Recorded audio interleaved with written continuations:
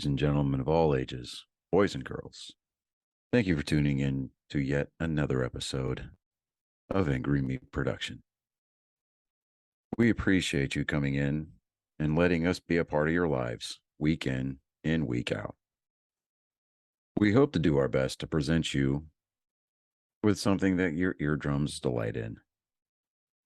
Whether you're looking at us on YouTube or Rumble, or listening to us on Spotify, Google, or Anchor, or any of the other podcast services that we are currently on or trying to get on.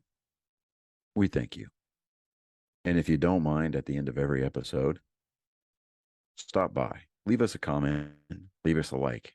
If it asks for 5 stars, we'll take 5 stars, even if you don't like us. 5 stars are what it's all about. With that being said, we hope you enjoy our attempt to make our advocation our vocation. Ladies and gentlemen, let the games begin. We here at Angry Me Production want to thank our sponsor, Mobile Notary Mindy. She's certified with the National Notary Association. She's also bonded and E&O insured. She offers a wide range of services including wills, powers of attorney, medical documents, healthcare proxies, living wills, certification of trust, assignment of personal property, HIPAA waivers, advanced healthcare directives, and 99 verification.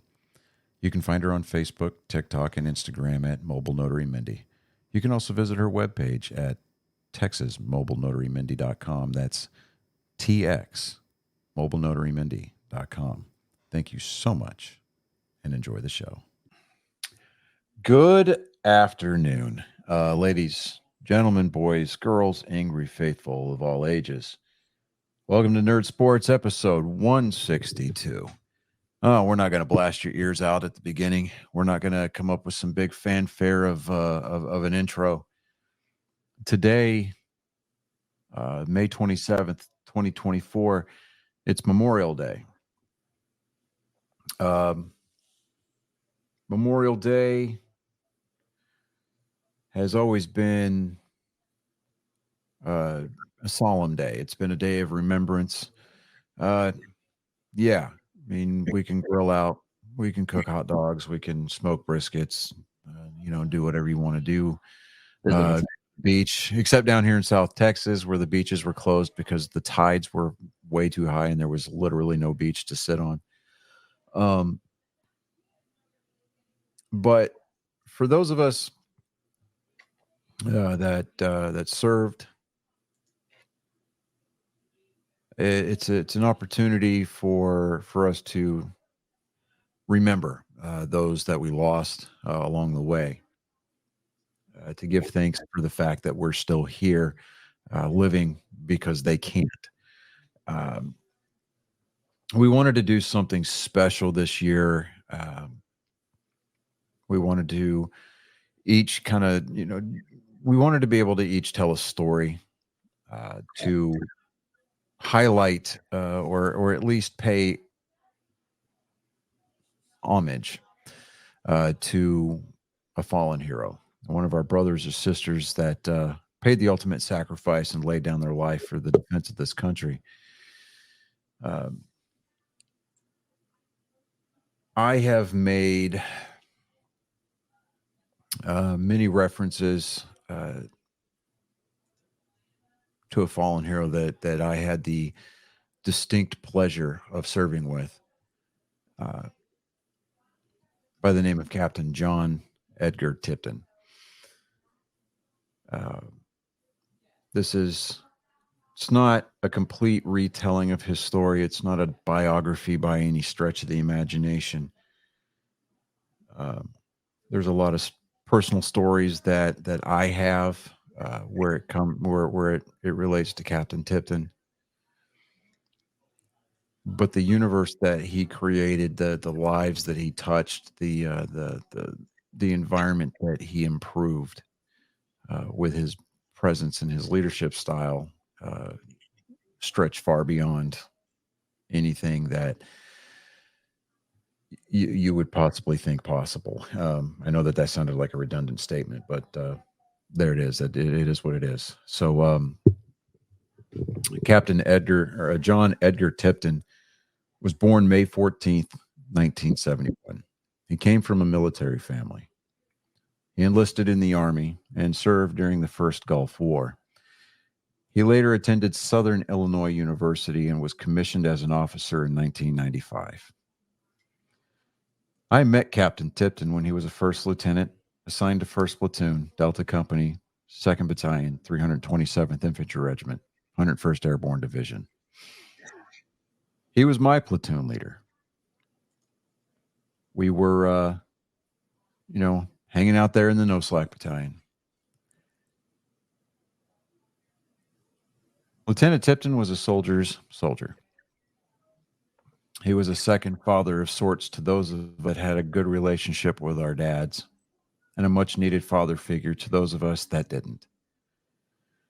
He demonstrated what it meant to be a leader, and for all intents and purposes, Captain Tipton was and continues to be the standard that those of us who served with and under him continue to aspire to. Captain Tipton was assigned to Headquarters Company, 1st Battalion, 16th Infantry Regiment of the 1st Infantry Division when he was deployed to the Middle East for the second time in his career.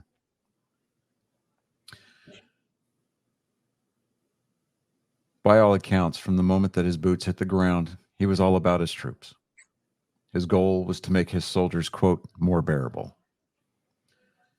I recall reading stories about how he and his driver would make several trips to his former company in Iraq to deliver things like T-shirts, boots, and socks. It was often described as Christmas in July. His goal, he was a family man and had, as it was described by his father in a few different interviews, as having the most stable marriage. On May 2nd, 2004, Captain Tipton was in the Anbar province of Iraq. He was standing in an office when shrapnel came through the window and struck him in the head.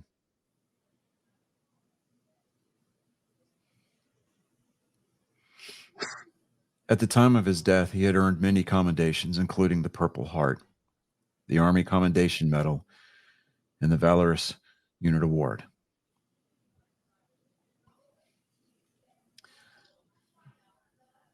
There are many paths, many walks in this life. And hopefully, as we all go through our journeys, we're able to encounter those souls that are capable of leaving an indelible mark, not only in the world, but the lives of those they meet. Captain Tipton did exactly that.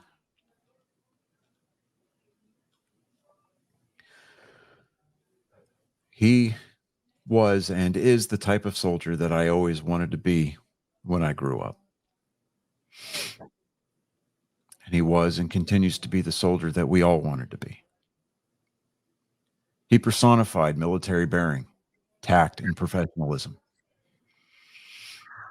In any amount of accolades, praises, and stories that can be said and have been said about this man cannot accurately paint the picture of what it was that he meant to us as soldiers and to those he called family into existence. He was simple, and he was one of us. He knew what it meant to be enlisted and what it meant to lead from the front. He died just as he lived. He did it with distinction and honor.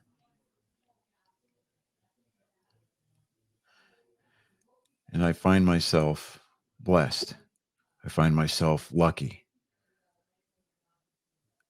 to have served with him.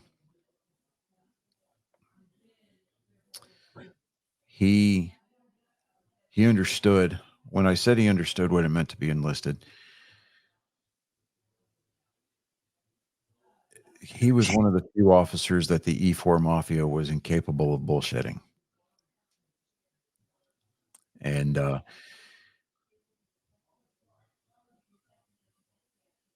he was, we were okay with that because he he would tell us to go do hip pocket training, things like just, to kind of keep us busy whenever there was nothing to do. Because he understood that if we were caught standing around doing nothing, we were going to get voluntold to do something stupid. So he was okay if we disappeared to the barracks for barracks maintenance. Because on a couple of occasions he did show up and ask to play winner of whatever game that we happened to be playing at the time, and it was usually Mortal Kombat or Perfect Dark, but or not Perfect Dark, but Goldeneye. Going out to the field, he would find a little hole out in the middle of nowhere, and he was like, we're just gonna hang out, we're gonna do our thing, and we'll go back and link back up with the company in a couple of hours. He was one of those leaders that you absolutely would run through the you would crawl through the 7 circles of hell naked through burning, shattered glass with your hair on fire if he told us to. And you knew that, you didn't have a problem doing it because he'd be right there doing it with you. He when I say that he led from the front, I mean he would lead from the front. He would take care of whatever officer duties that he had to do, and he would come back to your location, and he'd take off his gear, and he'd grab a knee tool, and he'd start digging start helping to dig that improvised or that improved fighting position right along with you. He'd be filling sandbags. I mean, nothing was really too good for him, and it was a pleasure, and it was an honor to have served with this man. I earned my expert infantry badge with him. That's a day that personally I'm never going to forget. So that's my tribute to his family, his 2 kids and his wife that he left behind. I can only offer this, is that to a T, every man that he served with and commanded, we say thank you for sharing the life of your husband and your father with us. We mourned his loss and continue to mourn his loss with you. We also celebrate the fact that such a man lived. So no slack. And thank you. All right, let me get Max in, and then I'll go ahead and share mine. Welcome, Max. Now, for mine, I picked Jack Kirby. Now, Hello. Jack Kirby. Hello, everybody. Hey, Max. Jack Kirby was born 1917, son of an Australian Jewish immigrant, dreamed about drawing his way out of his poor apartment in Manhattan, Lower East Side. In his 20s, Kirby was drafted into the United States Army in June 1943 after the basic training in Camp Stewart near Savannah, Georgia. He landed in Omaha Beach in Normandy, France in 1944, just after D-Day. A lieutenant discovered he was a comic book artist. In all reality, he was discovered as an artist. Nobody knew who he actually was. He was an artist, so he put him into the infantry scouts for the military intelligence. Basically, what Kirby did, he did the dangerous job of going into advanced towns and trying to carve maps, pictures, and essential sketches out of the position of the Axis forces on the front lines in France. In the Battle of Minsk, he was a big supporter of it, and he ended up, that was his last mission, because he ended up getting trench foot and frostbite, which almost took his legs or took his feet.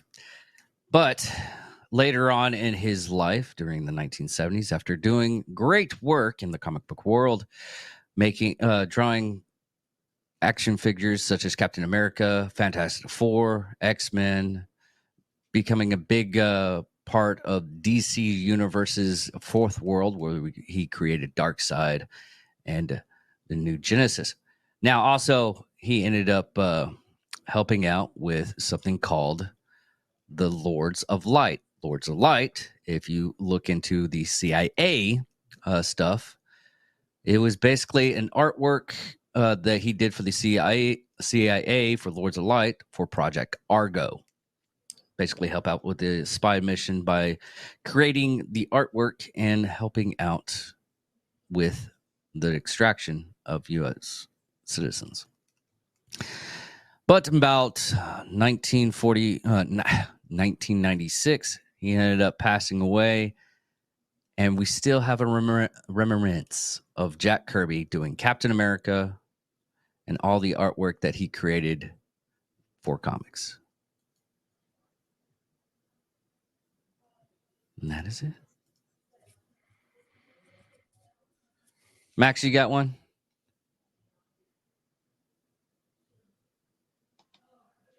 Hello again, guys. I had my mic muted so I wouldn't cause any problems. That's all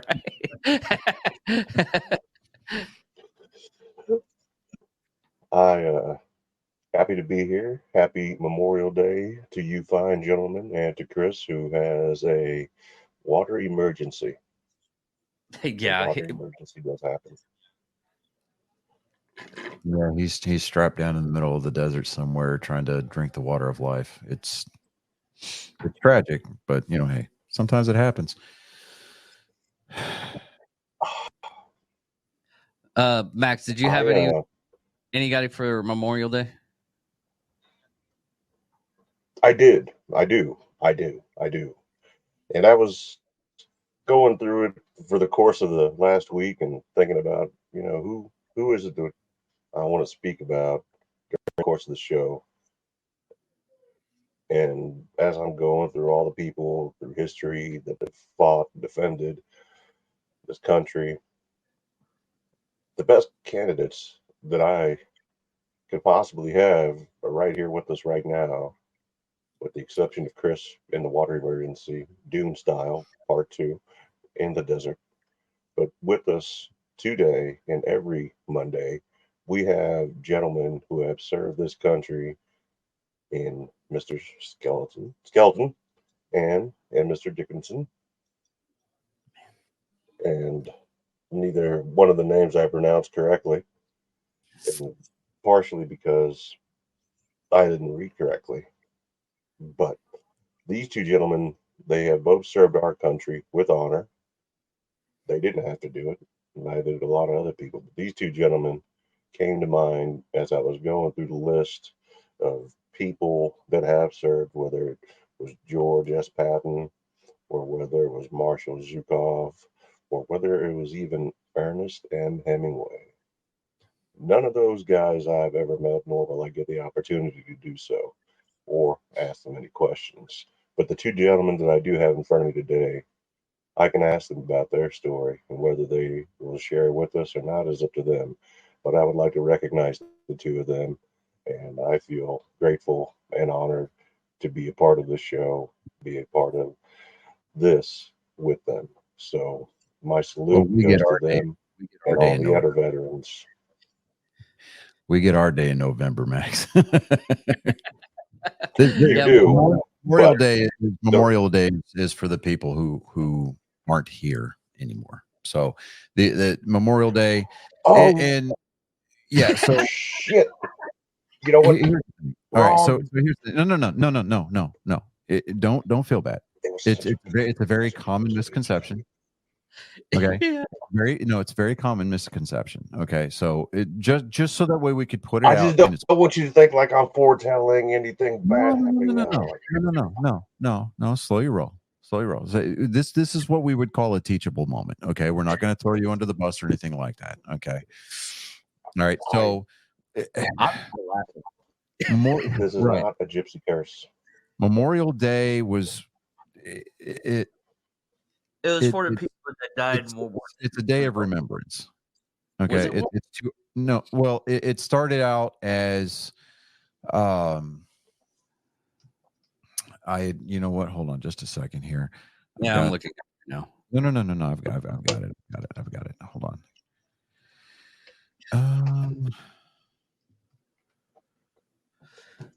Where's it at? Okay. I got the Wikipedia app already.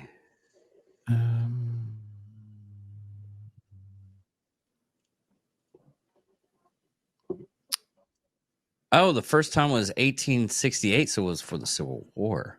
Yeah, well, I mean, it started out as a day, celebrating the Civil War, dead, but um, Not celebrating. honoring. Yeah. Okay, so it Memorial Day is a day of remembrance for the country's fallen service members. Okay, it's a day of remembering those who paid the ultimate sacrifice. Veterans Day is the day where all the people who got to come home get to go to Applebee's and fucking Golden Corral and get free meals and shit. So don't feel bad. Everybody No, get no.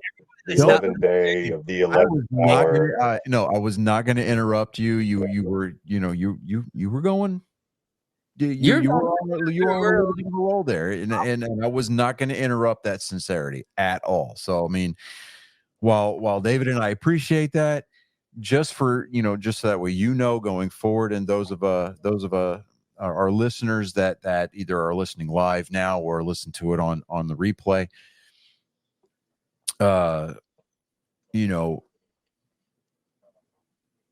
Memorial Day is for those of us that The honor to the fallen. yeah, it's to honor the fallen. So I mean, it's it's why we go to cemeteries and we plant flags next to the headstones of service members. Does that make sense? I mean, it's in the name Memorial Day. Yeah. So it's but it's all good, Max. I see Don't you worry. So I mean, I had a Ron Burgundy moment, gentlemen. I'm sorry. That happens. yeah, it happens, dude. Don't worry about it. I mean, it's all But good. I do mean I every was word that sitting there. just say, I was starting to squirm a little bit because I was like, man, this is going to be really uncomfortable. Oh my god! And then I had to text him. Was like, I don't think he understood the mission. No, like he didn't understand the assignment, but it's all good, man. Hey, look, You know how many people get Memorial Day mixed up because they're let's celebrate Memorial Day. It's like no one in the military celebrates Memorial Day. The most At least awkward one. thing in the world. Like today, I went to HEB today to get a couple things, and happy Memorial Day, and I'm like, like no. You could just see Johnny looking out into the nothingness, just remembering like all you see is like mortars and everything like that. No, Like, no. Don't get that sideways. I'm legitimately just for the sake of Max. I was sitting there going, oh, I just got done talking about my old platoon leader being the personification of professionalism and tact and military bearing. I really need to think of a way to eloquently correct him. Because I mean, anybody else, it'd have been like a stern knife hand through the camera going, listen here, fucktard. But, like it's you and we're solid, man. No, we're solid. It is what it is, man. But hey, look at it this way. It's what you learn after you know it all that really counts. yeah. And going with the first sport that we are going to Oh, boy. We're moving on. we're moving I'm on. born in Russia. We don't have Memorial Day. I don't understand. I'm sorry. We're going to talk about it's a little bit nerdy. Thundercat Racing and make up Surf. some points to get themselves back on top. Bathrooms by Elite was in Basically, second place. what the? Oh, no. Not oh, I hate the StreamYard commercial. Is it? Yes, I know. Yes, it is. Hurry the fuck up so I can skip. What's There we up, go. lady? Anyways, We went from a hot chick to a hot dude. Basically what they do is they take the skiffs, motorboats, and they race them. Okay, so they have to get out past the breaker, right? Yeah, basically. Okay. Ah, all right. See the beach right there as you see it, right? You know, they've got like feet and feet and feet of beach. Like people can sit there and actually sit on semi-dry sand. I'm not kidding you. The beaches about 10 minutes south of me, Surfside, Quintana, all the way down to the San Luis Pass, the beaches are closed this weekend because the tide is incredibly high. As in, there is Mindy and I went down there, I think it was Thursday. Yeah, no, what was it? That Thursday. Went down there Thursday afternoon last week. Just to take a walk on the beach, right? You know, because that's what married couples are supposed to do, spend time together, blah, blah, blah.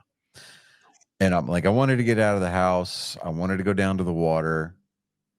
You know, it's cathartic, you know, listening to the sound of the surf crash, that kind of thing, right? And I'm not kidding you. Literally, there was 10 feet between where the water was coming up and where the dunes started. And the dunes is the front end of the beach. You know, it's where they start putting beach houses and crap like that. Yeah. And normally you've got 50 feet of sand, 50 feet of beach to work with. Yeah. Nope. Every bit of 10 feet. And then they close the beaches all together on Saturday or Sunday because there was zero beach. Like the tide had come in that high. And it's just because of the weird weather patterns and everything like that. The water was incredibly warm last week. So we're going to have an active hurricane season down here. So what you're saying is that the climate change activists were right, and we're losing land. No, what I'm saying is that, the seasons, it's a thing. Yeah, climate. It's temperately mild in the winter and hot as balls during the summer. Dude, the humidity is so bad outside that Here in Wichita Falls, it's fucking horrible. I mean, seriously horrible.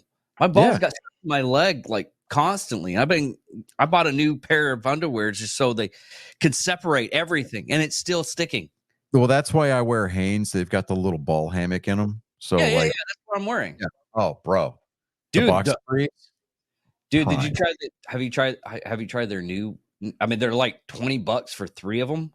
Right? Yeah, it's like the cool technology. Yes. Yes, it's got the mesh right there. Oh, dude, yeah.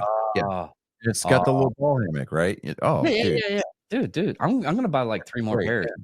It's absolutely I mean, it is. It's they're not paying us, but they should because I want to buy more. Right. Okay, so let me see here. Baseball. I want to talk about the one thing in baseball news that I found, and it's not the one that you said we wanted to beat like for a dead horse. This is beaten like for a dead horse too, but it's also part of our thumbnail. The Dodger Stadium, there was a car that caught on fire. And it's decided to play We Didn't Start the Fire by Billy Joel. Yeah. Billy Joel. Yeah, the organ player was playing We Didn't Start the Fire. And I mean, dude, they were showing footage of this burning car out in the parking lot on the Jumbotron. Yes. And the organ player had zero chill. Yeah. Yeah. I mean, that I'll give props to. That was awesome. That was awesome.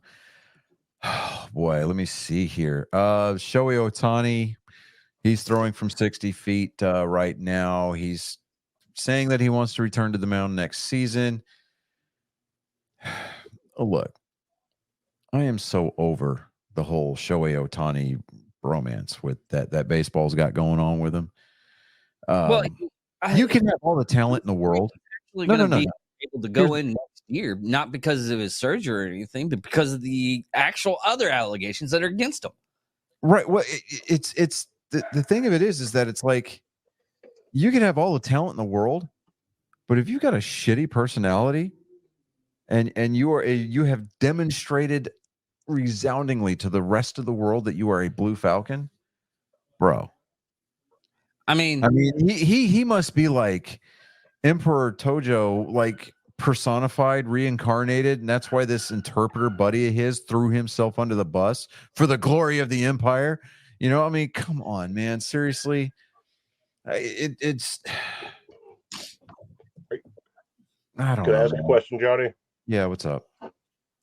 Is it about the interpreter that gambled and then I'm not saying that Shoei the somehow interpreter didn't do any gambling on his own, but I find it very hard to believe that Shohei Ohtani was so ignorant or inept at his personal finances that he didn't notice several $1 million missing from his bank account. If anybody has never met anybody that is of Asian descent, then you know that is impossible. Yeah, and we're not trying to make it like a racially insensitive thing here at all. I mean, But it's true. no, yeah, I mean, but by no stretch of the imagination do we want our listeners thinking that this is how we view things in the world, because it's not. We have just I don't know. I don't know if it's because we've become overly cynical or whatever. Honestly, it doesn't matter. The fact of the matter is that he needs to. I don't know that there's going to be a way for him to save face unless they do some kind of like forensic investigation on his finances, because if there's even a hint, I mean, and the slightest hint that any of his, even just a penny of this money went through like a shell corporation, or got laundered or funneled through some kind of misdirect. You like I said, you can have all the talent in the world, but if baseball's gonna get sponsored by betting companies, and we're gonna have this guy come out smelling like a rose, pay attention to the pun here, and not reinstate Charlie Hustle. Come on. Not only is that not the best look at all, that is the worst possible set of optics that Major League Baseball and Robert Manfred have managed to put on themselves since instituting the pitch clock and the bigger bases. This is the worst look for Major League Baseball since the day they hired Angel Hernandez. That was a horrible day. I mean, baseball, they pray and they hope for these breakout stories so that way it directs the attention away from Ohtani. I mean, I'm willing to bet that Major League Baseball and the Los Angeles Dodgers are happy that Ronald Acuna Jr. blew out his ACL again on a non-contact play. And the only reason why that is, now we're not having to talk about Ohtani. Oh, we can just pretend the Ohtani thing didn't happen. Oh, he's pitching again, and he's looking to come back on the mound. Who cares? But here's the thing on that. Anytime you bring up his name, it's going to come up with those allegations. Yeah. I mean, unless he's got like a digital footprint, like damage control team where they bury the bad stories. Anytime you Google his name, on the front page, on the first page of Google results, allegations. Yeah, you're gonna have to continuously deal with these gambling allegations, and you're just like Barry Bonds, just like Roger Clemens, just like Ruben Sierra, any of the guys that came up on that big list, Alex Rodriguez, the PED users that set records, and they set themselves up on the all-time lists of whatever offensive category. What he needs to do though is get the PR team from Taylor Swift, because as soon as this is so funny, because everybody looked up. It was like when she's like an activist on all the environmental stuff and everything, get an EV car, be better for the environment, but she's flying around in jets, personal private jets. Guess what she did? I swear to God, it was a great PR team. she keeps on going to Jets games. And guess what comes up when you type in Taylor Swift and Jets games? That was fucking phenomenal. That was ingenious. All right, we're gonna get back on the baseball thing real quick, but Max, Yeah. being that you are any and all things Kansas City Chiefs, what is the deal on TikTok? They're losing their minds. Did Travis Kelce propose or something? I will be completely honest with you. I do not have a TikTok. I don't know about TikTok, but I do not believe that any of these Kelsey has proposed rumors are true at all whatsoever. Okay, I Period. mean, it's, there's been so many like breakup rumors. There's been he proposed.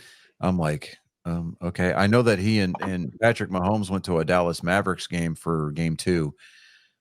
Mhm. Kelsey got booed, and then when they put Mahomes on the big screen, then the American Airlines Center in Dallas kind of went crazy, and they all cheered for him. But I'm like, wow, okay. But going back to the whole baseball thing, it's like, I don't know. And I told David that we weren't going to beat a dead horse this week, and by that I meant we weren't going to talk about the officiating. But I'm so glad you're accepting the dead horse, because it was ridiculous. I'm tired of hearing about Ohtani. I really am, and it's like, oh, he had a good BM this morning, and they're going to throw it across the front page, across the homepage for Major League Baseball. Enough is enough. Last time we, unless he is the emperor reincarnated, and he is in fact the chosen one, he's supposed to bring balance to the force. He still puts his pants on one leg at a time. So he just can't talk to his teammates anymore because he doesn't have an interpreter. We all know that that's horse shit. That's where the problem is. You see, I didn't mean to interrupt. I'm sorry, Johnny, but here's the thing. Either one of two things is got to be the answer. Number one, either he's the stupidest human being alive and using the I don't understand English, and it was my interpreter bit, or the people that are listening to his bullshit are the stupidest people alive to believe that happened. I don't believe that we should be insulted, nor should our intelligence be insulted at the same time. And here's what I think. I think that the Dodgers ownership group, that their front office is so they don't want to get caught with their pants down. They don't want to look bad. Okay. And they are so committed. No, they are so committed. They are so sold out on winning a title now that they don't want to come out looking bad on this. So, of course, they're going to back their horse. They just invested $700 million in this guy. Yeah. I would be pissed too. And okay. But here's the thing. You would think that at the very least, this would be a perfect opportunity for them to save face, because they can do this. They can go, you know what? Before we honor this contract, we're going to launch an internal investigation. Yes. And if there's even a single person in that front office that thinks that he's guilty of it, that gives them the perfect opportunity for them to cancel the contract. They can reject that contract, because somewhere in there has got to be a player conduct. I mean, NFL players are held by a conduct policy. Why not Major League Baseball? Which we all know that they've got a gambling policy. Oh yeah, we definitely know that. But if I may, if we go back to the days of Ichiro wasn't exactly super fluent in English. I mean, but I don't ever recall Ichiro being tainted by anything even remotely close to this in his legacy. Ichiro, I mean, the way that he conducted himself on and off the field, he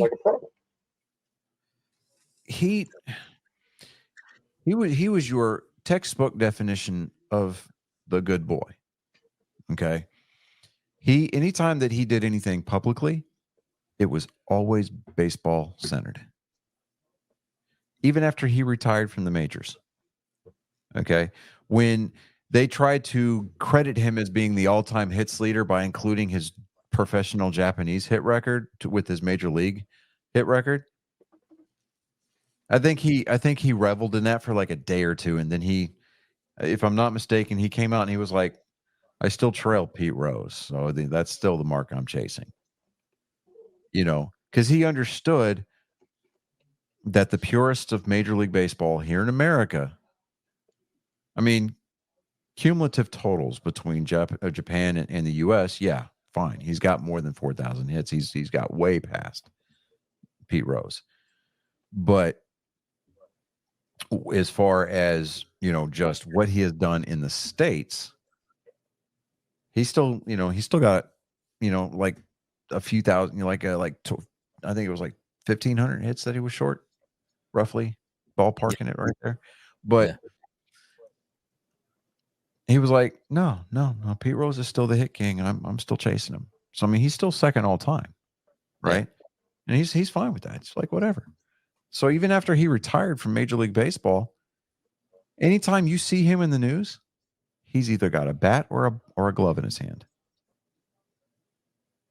And he's over there teaching high schoolers in Japan, showing off for them, cranking 400-foot bombs.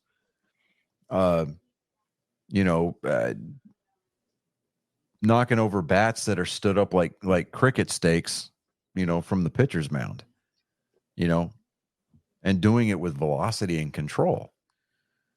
It just showing off the fact that even though he's retired and he's, you know, like 45 now, I think, the dude's still like freakishly good. Yeah. Okay. I mean, he's an ambassador for the sport, and I wholeheartedly support Ichiro Suzuki being inducted into the Major League Baseball Hall of Fame on the first ballot. 100% behind that. He needs to do it as a Mariner, though. If he shows up with a Yankee hat on his Cooperstown plaque, they're going to burn down what's left of Seattle. So, I mean,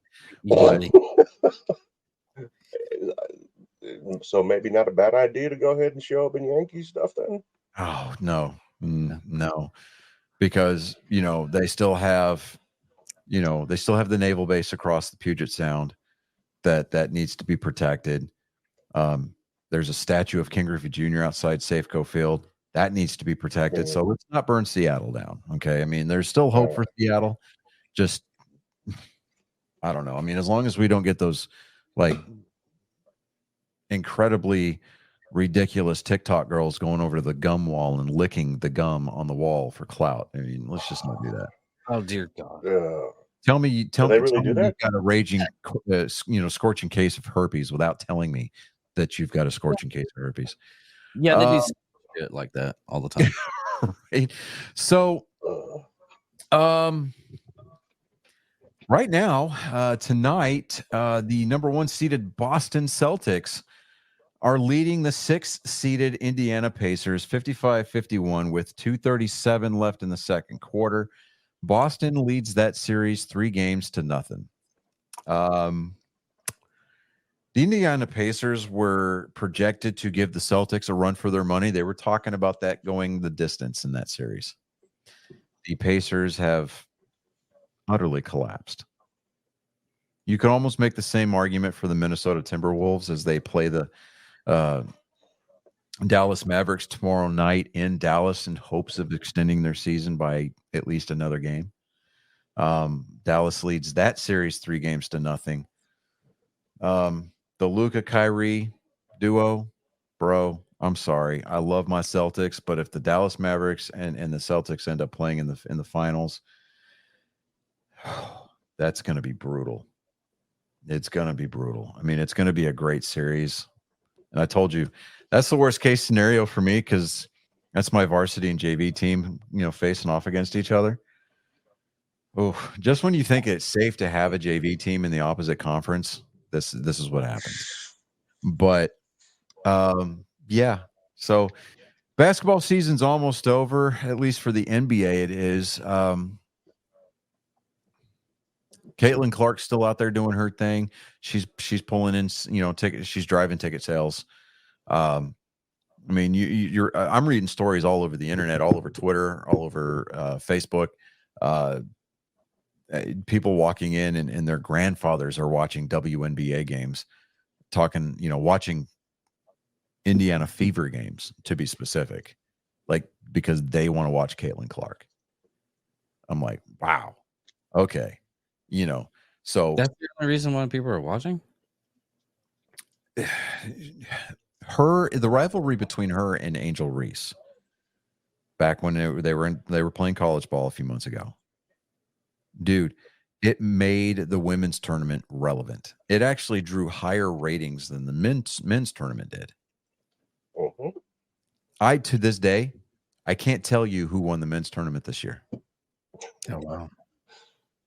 It was UConn again. Okay. We know that Caitlin Clark made it to the final. She didn't win, but she made it to the final. The ratings for the women's tournament were higher this year than they have been for the last 15 years. Caitlin Clark in this draft class is going to make it possible for the WNBA players to make the argument for higher pay. And that is simply because of the one thing that everybody told them that they had to do: fill the seats, and fill the seats consistently. I'm not saying that we need to put the future and the solvency of the WNBA on Caitlin Clark's shoulders, but that young lady right there, if she continues to be consistent and she continues to stay true to herself, she will save that league. 100%. And you can quote me on that. As a matter of fact, at the 45-minute and 26-second mark of episode 162, roughly 8:15 Central Time on May 27th, 2024, I said that. I see David typing it like he's making a note. No, I'm not doing that. There's a scandal going on with the ticket sales. What, in the WNBA? No, with all Oh, everything. Ticketmaster and Oh yeah, No. Ticketmaster's been doing people dirty, dude. No, I mean, it's absolutely. not Ticketmaster. Is it something new Ticketmaster, now? Like that? Is it the secondhand sellers? it's Lively. I think it is. Oh yeah. Yeah, what's happening with that is it's not Ticketmaster. It's Lively. When what they're doing is, as soon as everything goes on to Ticketmaster, they're buying up like 60% of the tickets and selling it on their website, and they're selling them for they're hiking up the prices big time. And a lot of musicians and the likes are, what they're trying to do is they're trying to do it on their own, so the prices aren't like Oliver Anders selling his tickets for like $40. Right. Then you go to like Lively ticket sales, I think it is. Mind you, I just started the research on it. Mm-hmm. Is it when you say Lively, is that the same as Live Nation, or is that also separate? I think it might be separate. Like I said, I'm going into it little bit by little bit right now, because oh man, there is so much junk with it and so much hate. I don't actually get the actual facts as of right now, because I keep on bumping it into like artists and everything that have a fucking problem with it, because they're not selling to fans, they're selling to people that they're in August. Price. In August, Chicago is going to be in concert in the Woodlands down here, and so I've been keeping my eye on those seats. And the door to the studio just opened because my sister-in-law's dog nosed it open. I've got a house full of people over here. That picture that I just sent you, Max, that's the brisket that I cooked today. Yeah. Yeah. Let me go close the door. Hold on. Hold on. Yeah, well, me and Max will talk about the ticket sales and everything. Yeah, it's a major lawsuit. I don't know what it fully entails on that lawsuit as of right now. I know it's a monopoly. Is that better? Yeah, it's 100 times better. I don't hear anything. Yeah. But it's a monopoly lawsuit. Basically, Yeah. they're saying they have a monopoly over the business. And that's the reason why they're trying to get them to separate a lot of their stuff.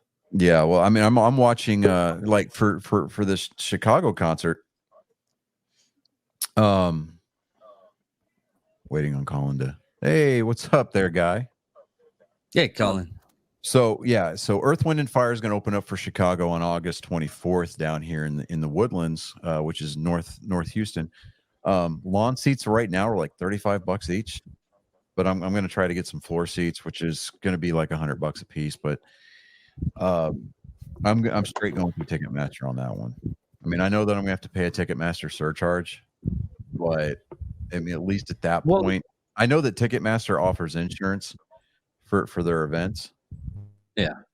So, you know, well, that was another problem that they were having with Ticketmaster, with the fact that once you get into the server and you get your queue, they say it's like something stupid popular, like we'll say Swift. You know, we got to say that because her stuff gets sold out pretty fast.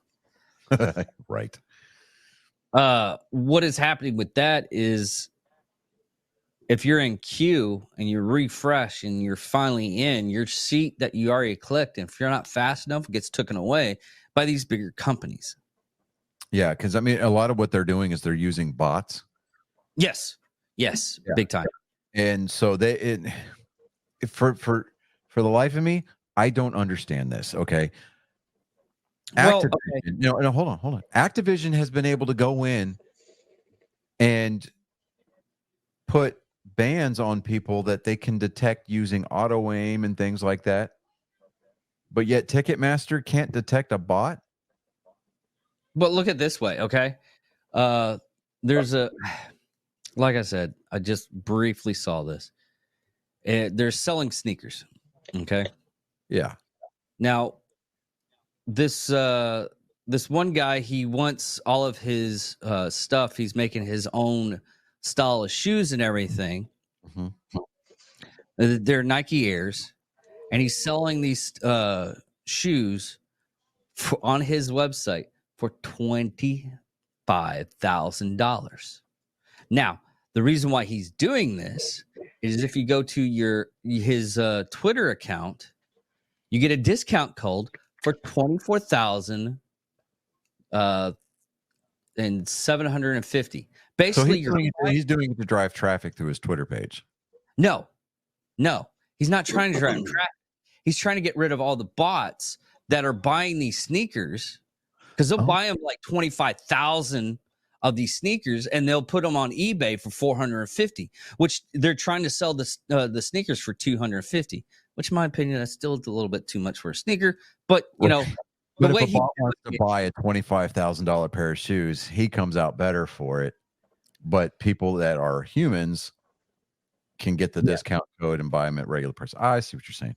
Yeah. Okay. Well, that's still, at the end of the day, that's driving traffic through his Twitter page. It's driving his engagement up, which is smart. It's a smart play.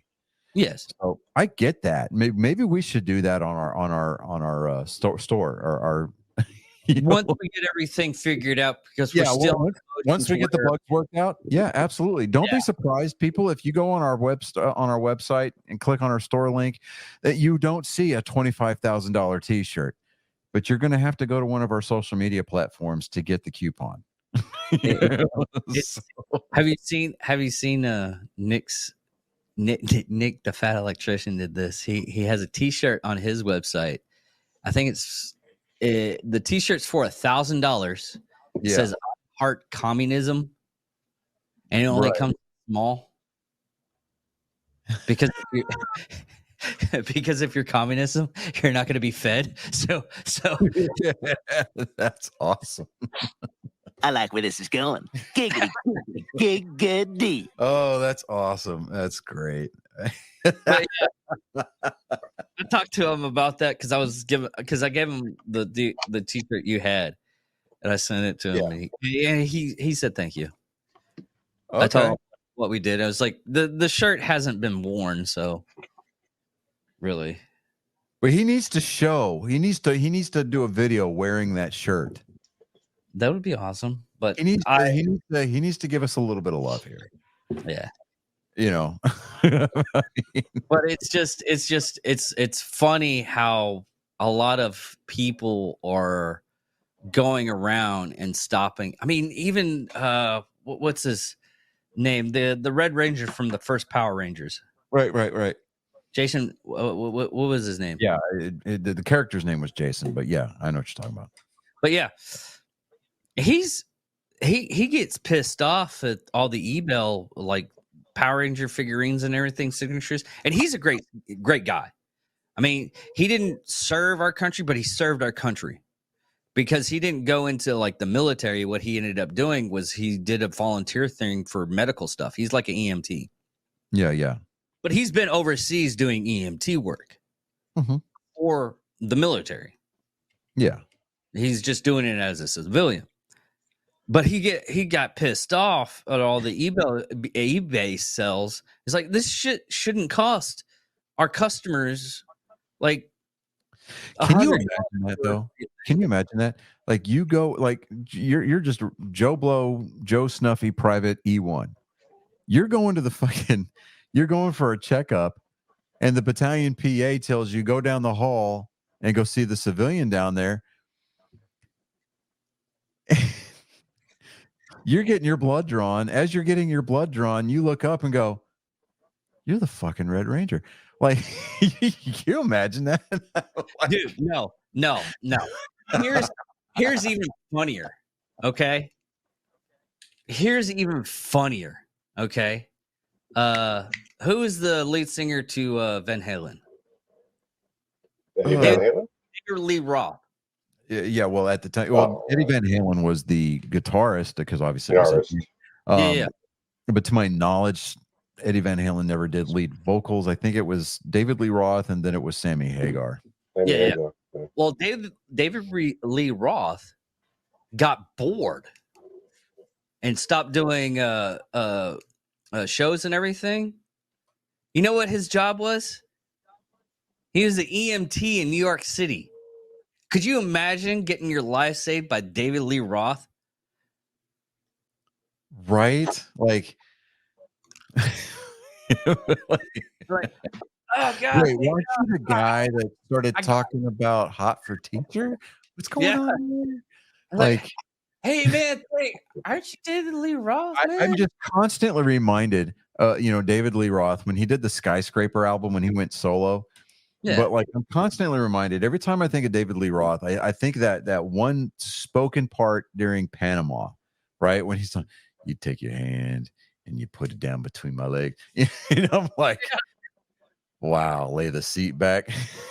Just sitting there going, wow, man. It's almost like was it Bret Michaels? Or was it? Yeah, Bret Michaels, the lead singer from Poison, right? Yeah. Yeah, Bret Michaels. Yeah, Bret Michaels. I'm not Bret Hart, not the wrestler, but Bret Michaels. Like he did that reality show where he was basically the Bachelor. Oh yeah. Yeah, I'm just sitting there going,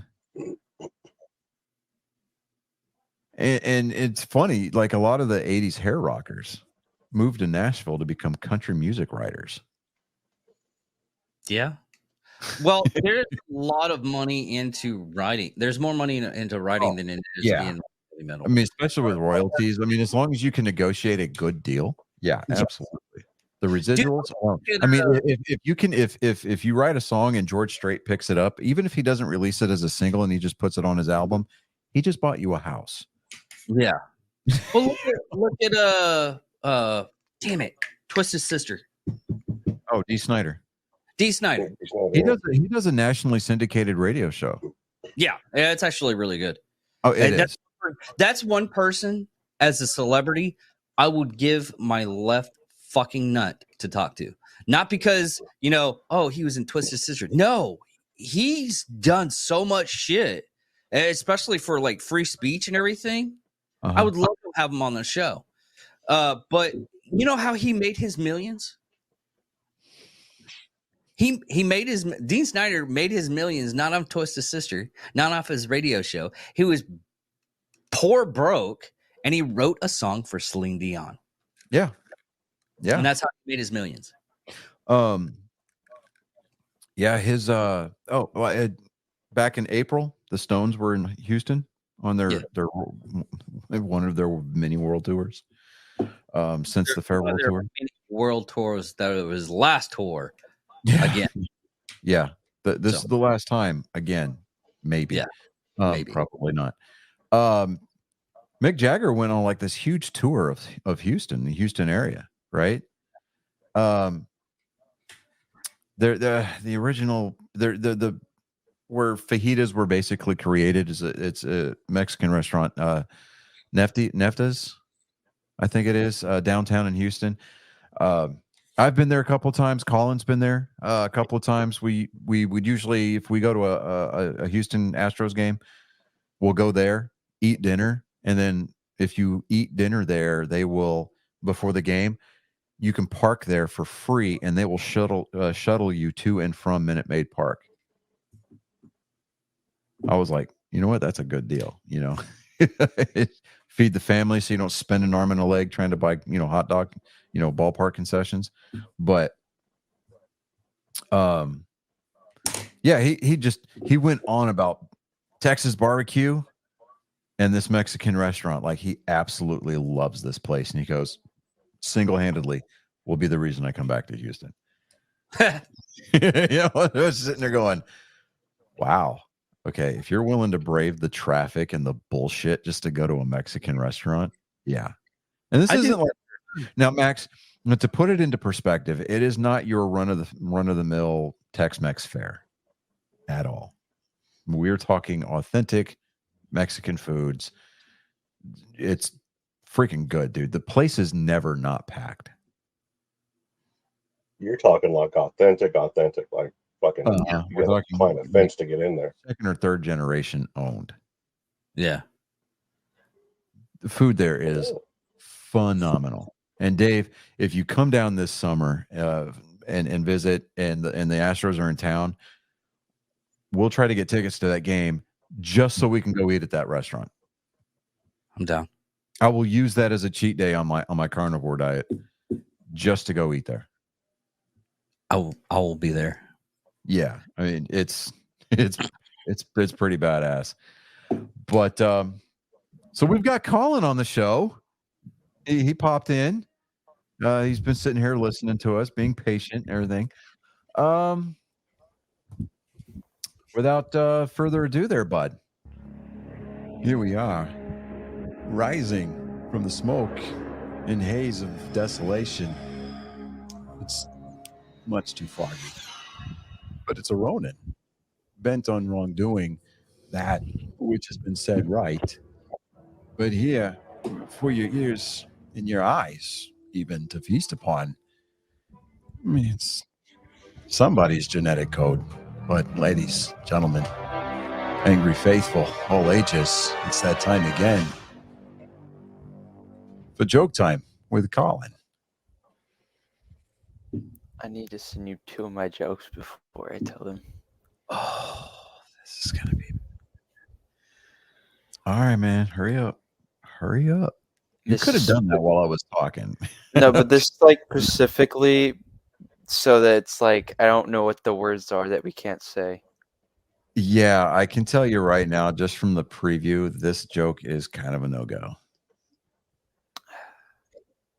Did you guys know that Helen Keller was a big fan of comedy? I don't know if you guys knew that or not. Did you guys know that? No. She actually preferred dark humor. Uh,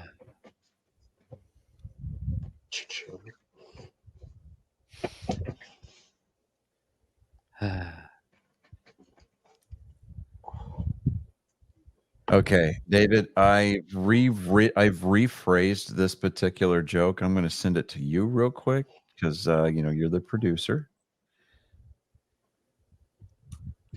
Which one? The first one you sent me. Okay. The second one is okay. I am okay with the second one. Yes. That was the one I'm hoping. I'm like, please let me say that. no, you can say you Because can. I changed the word. We're not singling out a specific demographic. It's not on the algorithm.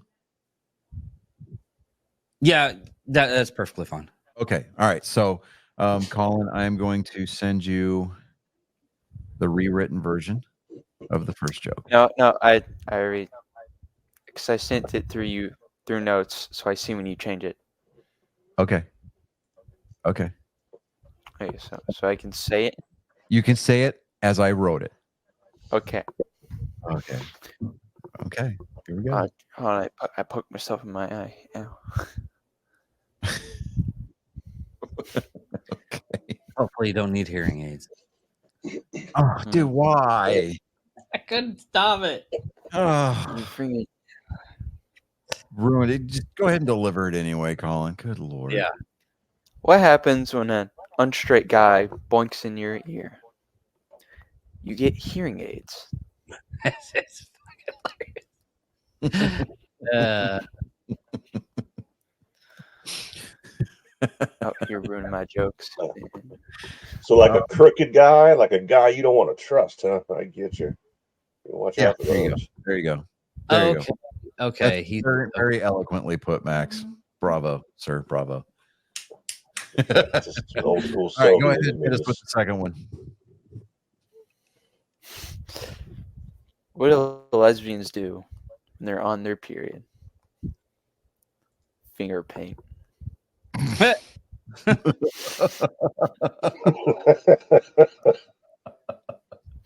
That one's my favorite so far tonight. It is because I'm like, that's high quality H2O right there.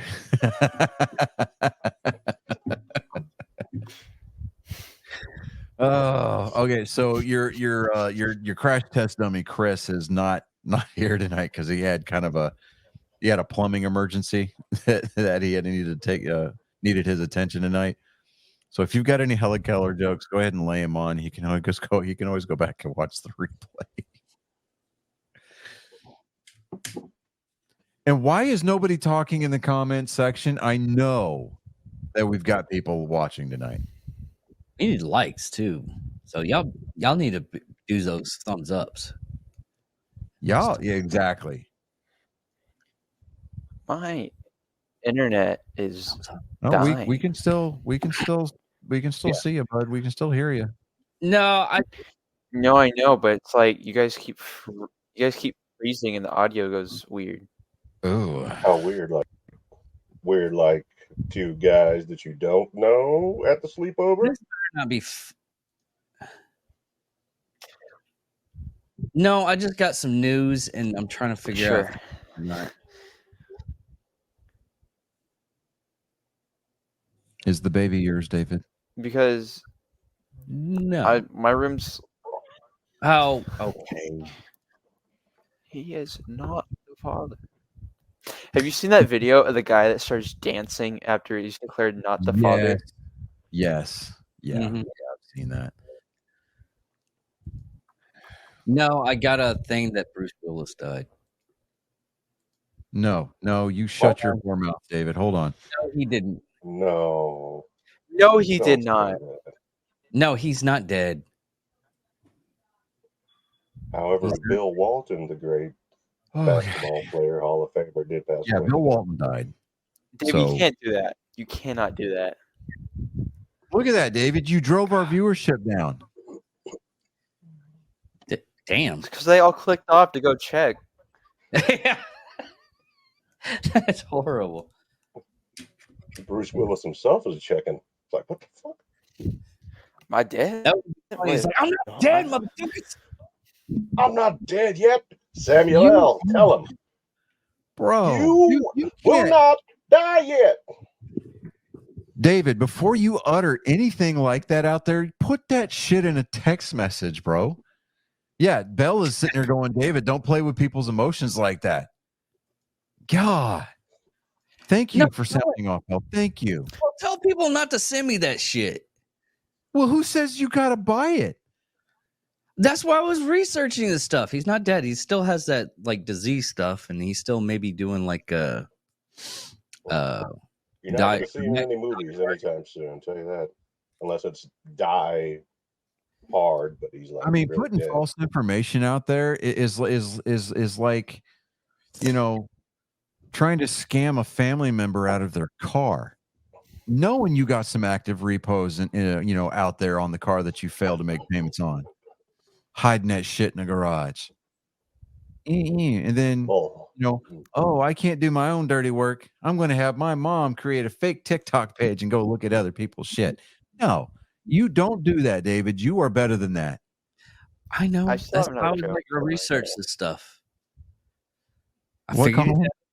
I still have another joke. Just Hey, go for it, Colin. Knock it out of the park, bro. As Knock, long as knock. it's not about the death of Bruce Willis. who's there? Anne Frank's last words. I Dear get God, it. I get I it. get it. I get it. It took me a second. It took me a second. Yeah.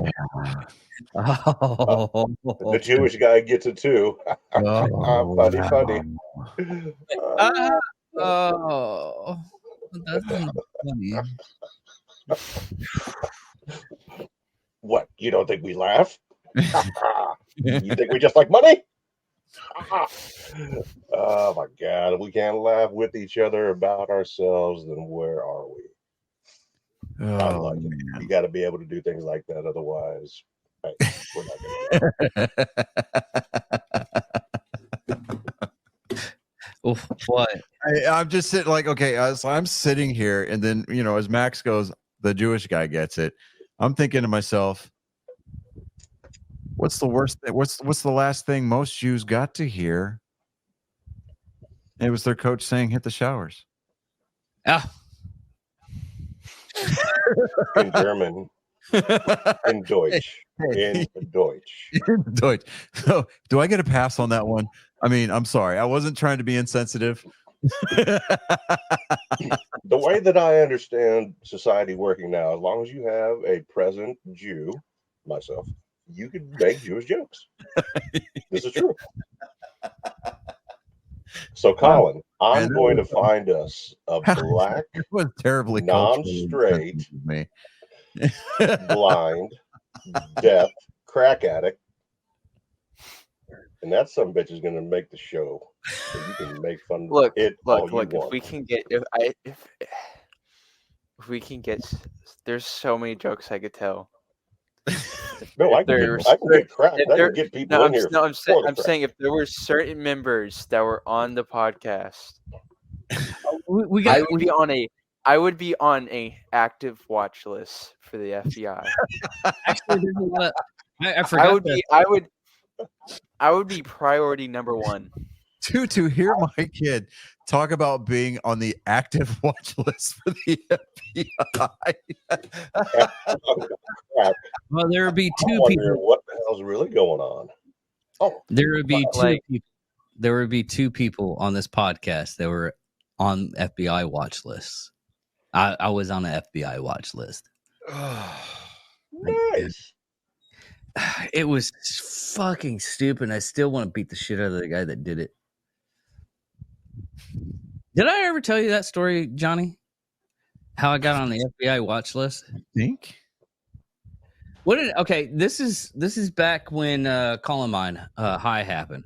Okay? Oh yes, you told me about that. 1999. Yeah, that was many moons ago. Yeah, no, I get it. Yeah, what had happened is I was in the military at the time. So were a bunch of my friends, but some of them were actually going into the military. And Wait, time out, Dave, time out. For context, this is 1999, right? Yeah. Around the same time Columbine happened. So around April 1999, you're in the military. You would have been what? I don't know. How old were you? 20. He would have been roughly about 20 years old. Yeah. Yeah. Right. What had 20 happened- years old. Yeah. What had happened was back in when I was in high school and when they were still known, right after I left, it was a bunch of my friends called the Trench Coat Mafia. The reason why we were called the Trench Coat Mafia is what we watched Highlander way too fucking much, and we always wore trench coats because of it. That was the whole reason. Nothing sinister, nothing That's the evil, story. nothing. Honestly, yeah, David, that's the story. Like, Yeah. we watched way too much Highlander. We fancied ourselves members of the Clan McLeod, Yeah. and the FBI got involved. That's Yeah. all you need to sell. That is the entire sales pitch for the story. And if people want to hear more, we have a Patreon, or you can donate to the channel. Yeah. You're gonna leave everybody in suspense. That part of the That's story it. is behind a paywall. Yeah. That's Actually, a microtransaction. Or you can listen to the Columbine High episode, because I tell that story on the Columbine High episode too. But it was just ridiculous. Phones were tapped. I had to go talk to my first sergeant and OSI, which is not fun. Like, are you? I was like, listen, dude, do I have full anonymity on this? It's like, yeah. Like, They you thought should have owned the moment. listen, You should have owned the moment and been like, hey, look, we're in the Air Force. Do you really think we have to, people should be worried about us being tactical and lethal with weapons? Come Yeah. on. Yeah.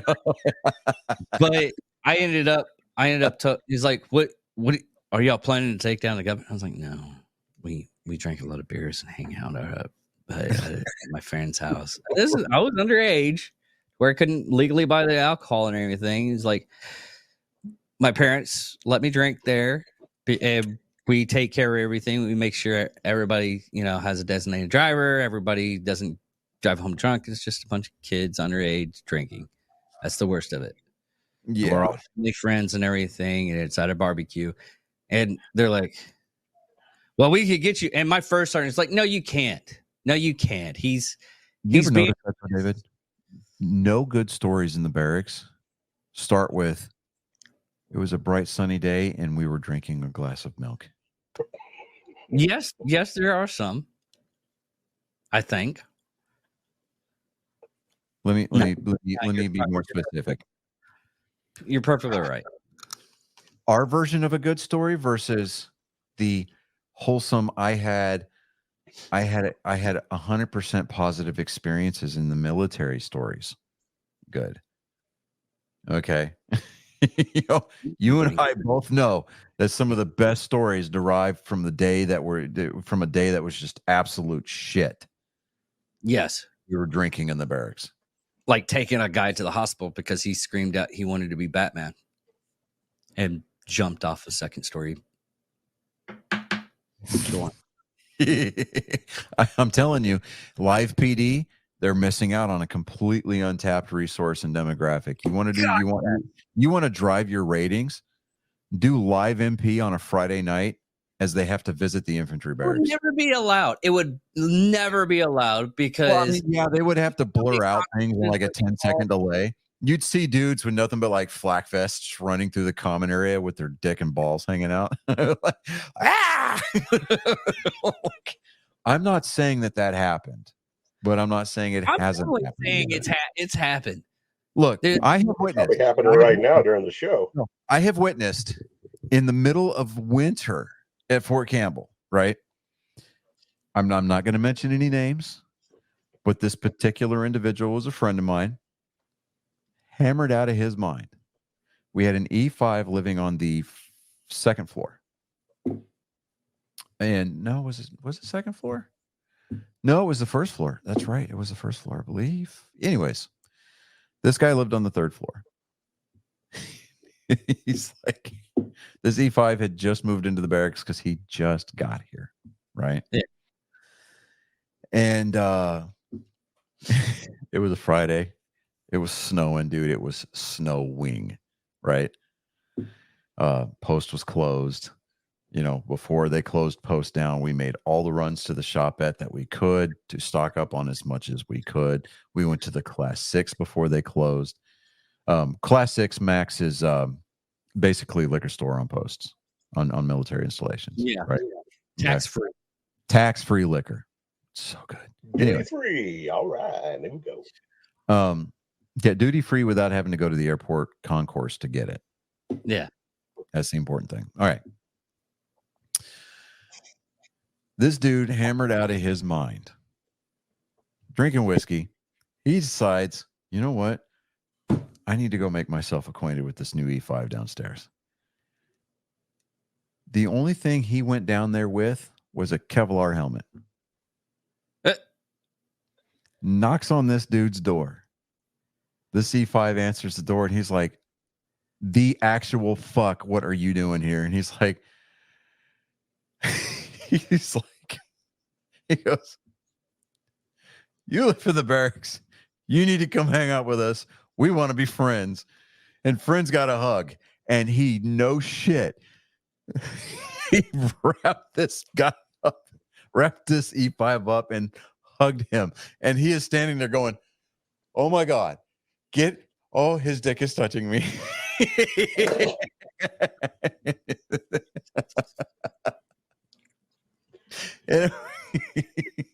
I think the worst He's drunks. like, what, man? Friends got a hug.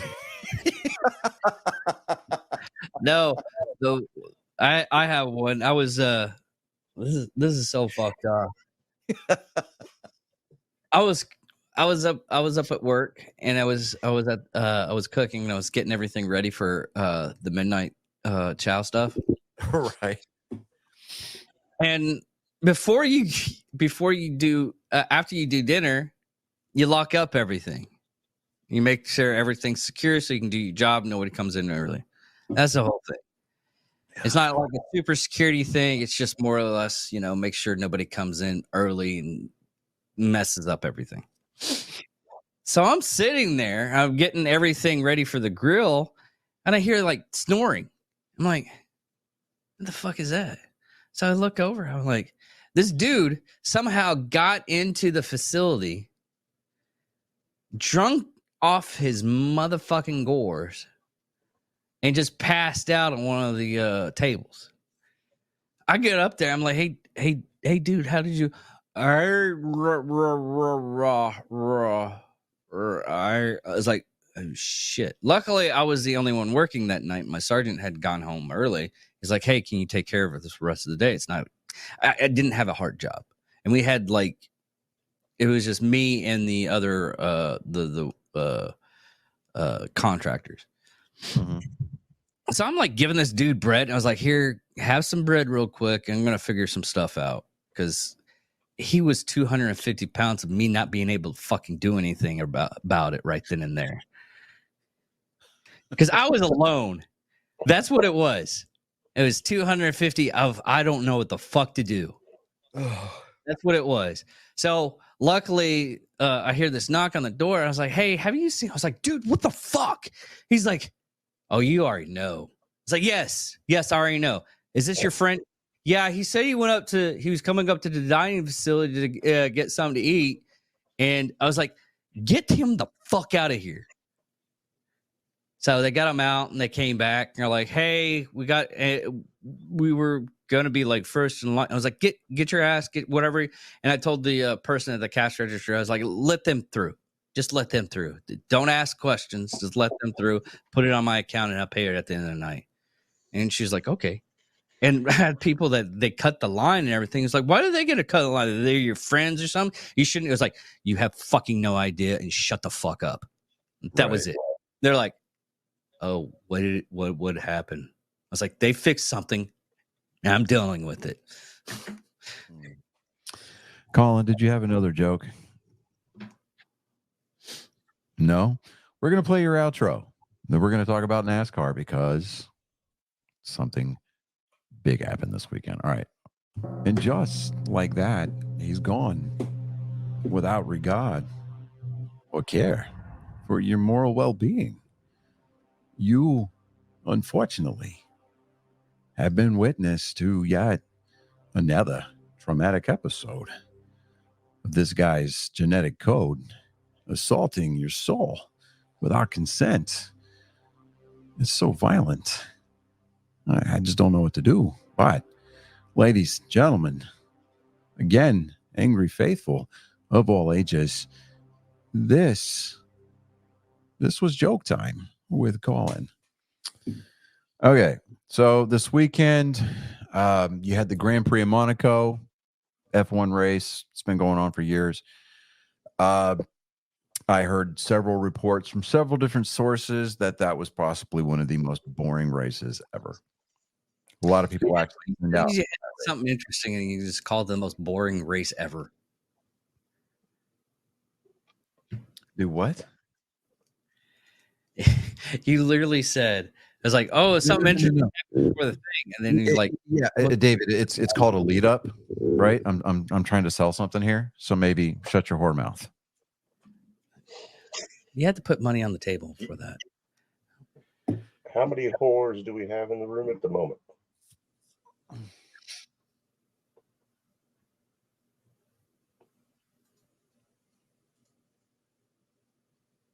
This isn't like hard math, is it?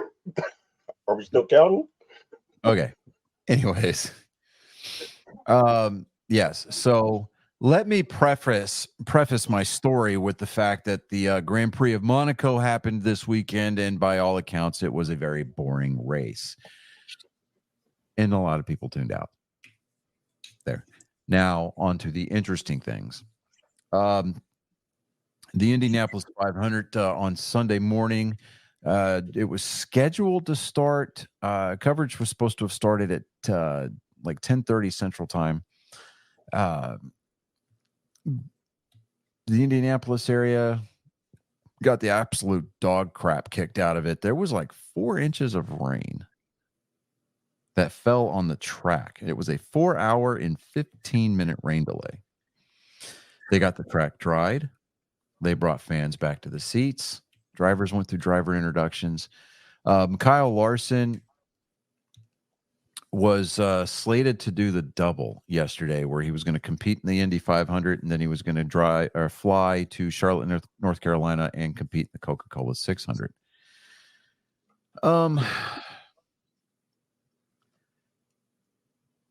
With the rain delay in Indianapolis, he was supposed to have left Indianapolis by 4:30 local time in order to get to Charlotte on time to start the Coke 600. Well, with the rain delay, 4:30 local time would have put him just after the green flag fell. Rescheduled green flag for the Indy 500. He had Jeff Gordon there with him. He also had Rick Hendrick with him. You had Zach Brown there with him. You had the McLaren Aero team there with him. He said, we've got a lot of people here. He discussed what to do with Mr. Hendrick. Mr. Hendrick said, hey, look, we're here. If you want to stay, we'll stay. If not, hey, we'll get on the plane and we can try this again next year. And so Kyle Larson, he elected to stay. He wanted to use it as a learning experience. He finished 15th. In the Indy 500, he started. He started 5th, and actually led 4 laps during the Indy 500. And when he was leading the laps, I mean, it was during the middle of a pit cycle, but still, I mean, he stayed out and was putting good speeds up. I mean, he hit 232 miles an hour during his time up front during those 4 laps. Before bringing it in, he actually did have a speeding penalty on pit road, which meant that he had to do a pass through. It temporarily put him a lap down, but he said he had a lot of information that he put together. Kicked himself for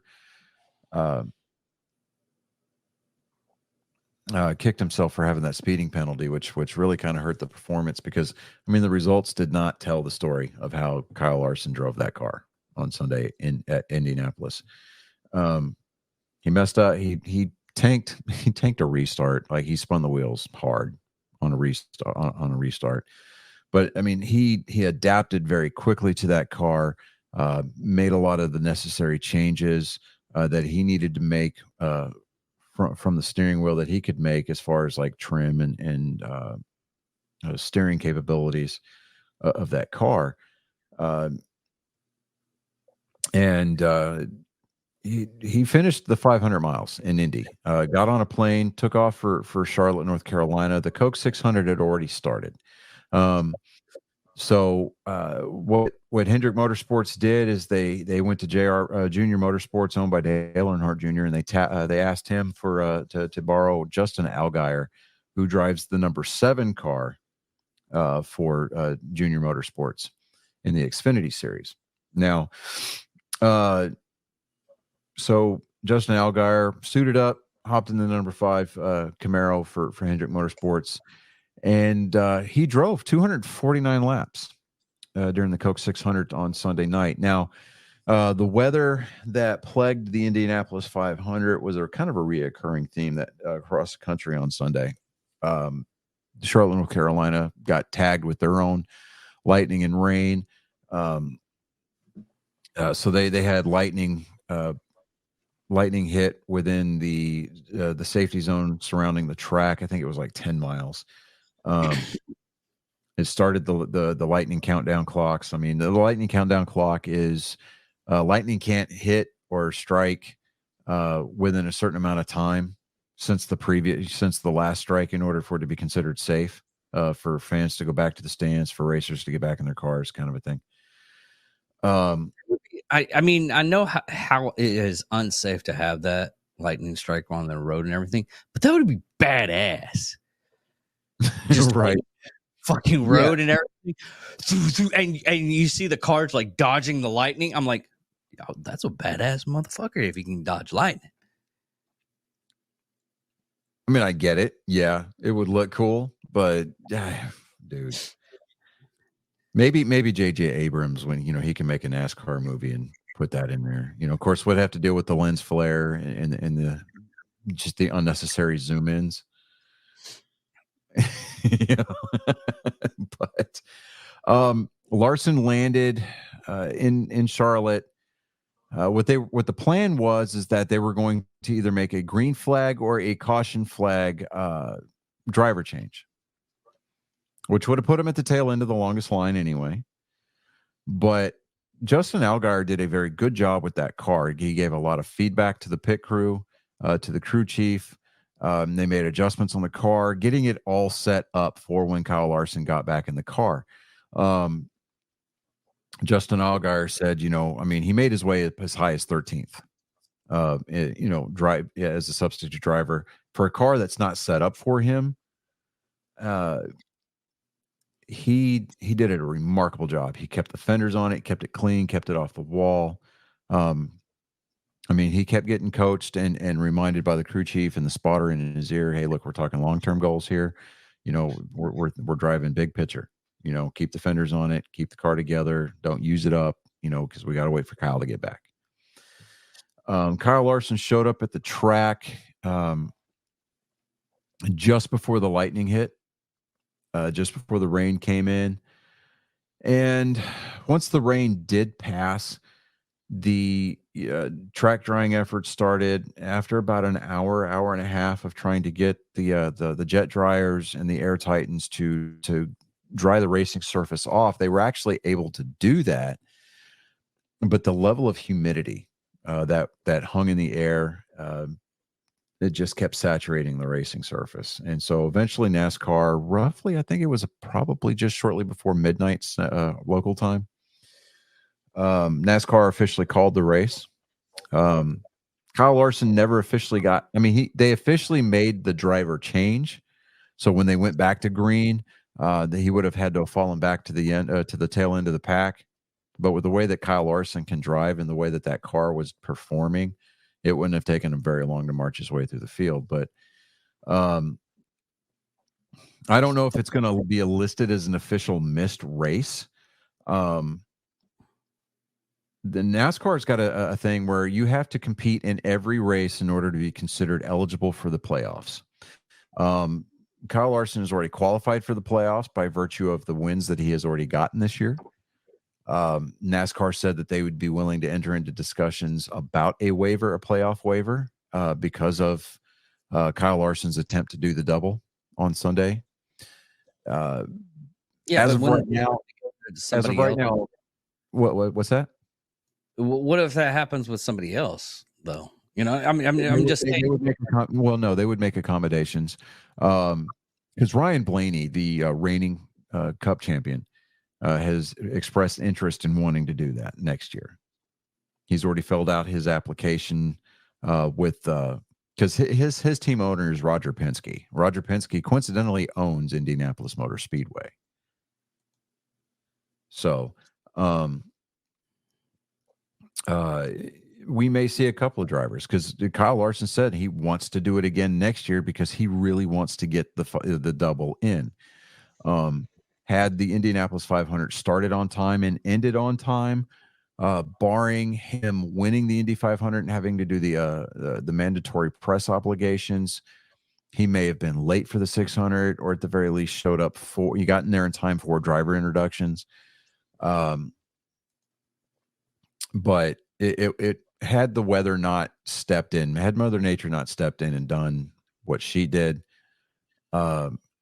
we could have very well seen a very historic effort by Kyle Larson yesterday. And that single-handedly, that was the biggest reason why I tuned into the 500.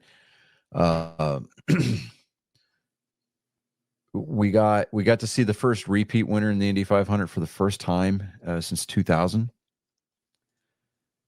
So I mean, that was cool. I mean, the last few laps was just an absolute shootout. And dude, the show that the first and second place drivers put on was absolutely amazing, and it was worth the price of admission. I mean, personally, I would love to go see an Indy 500 in person. I really would. I would have to be more, certainly more financially capable than I am now.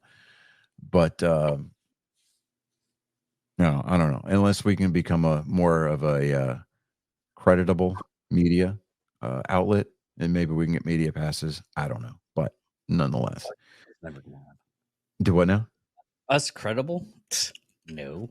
Okay, creditable. That might be stretching it. I get it. I understand completely. Incredible. That's oh man. I would loosely throw around the idea of using the word feasible. Okay. We need to make those shirts. It's feasible that people could look to us for their sporting news. Yeah. That's how, that's the context that I would use it in. No, I can't wait. We need to get that shirt done for was it almost fuck. Almost professional? No, not almost professional. Mostly amateur. Yeah. Mostly amateur. Yeah. Yeah, mostly amateur. Yeah. But as of right now, let me see here.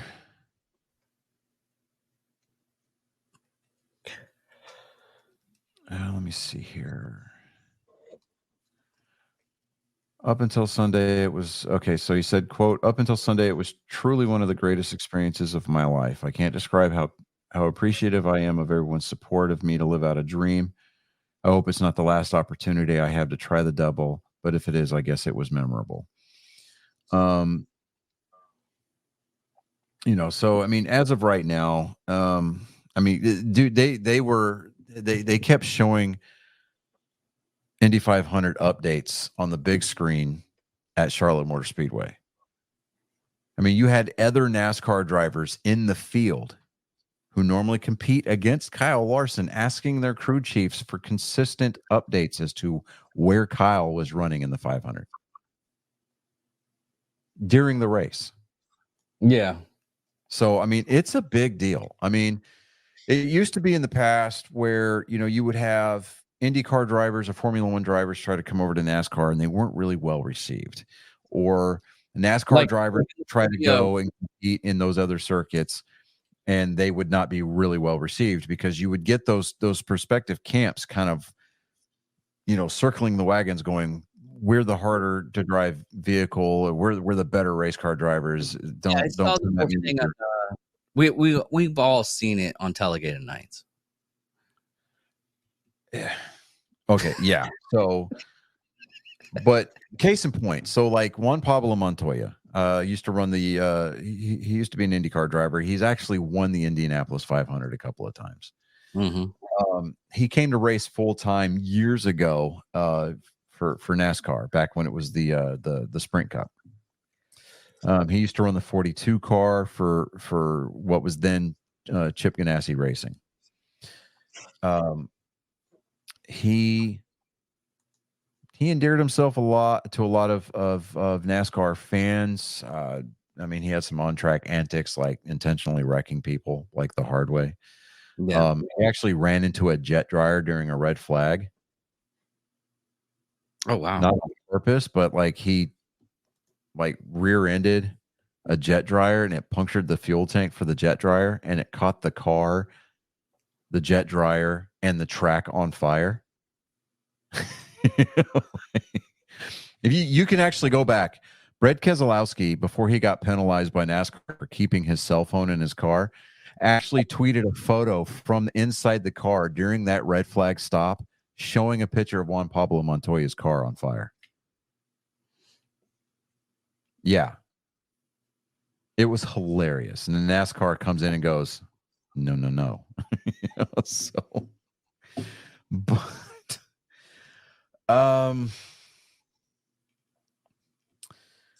let me see here.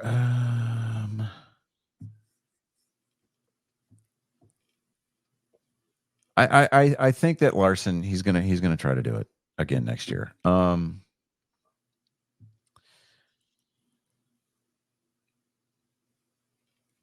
He put in a really great effort, and I think that he's going to have a lot of support to go back and try it again next year. If he does, great. I'm here for it, honestly, 100%. And while he may not have that rookie status for next year, he people are going to understand that he has learned how to drive that car, and the adaptability of Kyle Larson is just amazing. So NASCAR ultimately, like I said, they did call the race. They made it official. Christopher Bell driving the number 20 Toyota Camry for Joe Gibbs Motorsports, or Joe Gibbs Racing rather. He was announced as the race winner, followed by Brad Keselowski. William Byron, driving for Hendrick Motorsports, finished third. Tyler Reddick, Denny Hamlin, and Ty Gibbs finished fourth, fifth, and sixth. Chase Elliott, Ross Chastain, Alex Bowman, Josh Berry all wraps up the top 10. Hendrick Motorsports, despite the fact that Kyle Larson did not drive a physical lap at the Coke 600, still had 3 cars finish in the top 10 last night. Damn. Yeah. Well, what are the gain for the team itself? I mean, notoriety. In addition to driver points going towards the ultimate championship at the end of the year, you've got manufacturer points and you've got team owner points and you've got you got team points, right? So, like for these teams that have multiple drivers rotating in and out of the seat to field the car for the entire year, as long as that car continues to compete and continues to have good finishes, it puts that particular car, into the playoffs. Well, not into the playoffs per se. Because you're not talking about the driver actually getting to the playoffs, but the car itself. Yeah, but the car cannot win the championship. The championship is for the driver. Okay, but you've got points championships for team owners and manufacturers. Okay, so there's a stepping once you get past the the driver. Yes, I mean they've got you almost want to call it a participation trophy, but the payout is much higher. Well, it's not a participation trophy. It's more like, okay, in my eyes, seeing that it's the car itself. I think not the driver or anything like that. I think the car itself is like, hey, we tuned this car up to such an extent to where it was able to win races and everything, and it should go to like the people, the pit crew.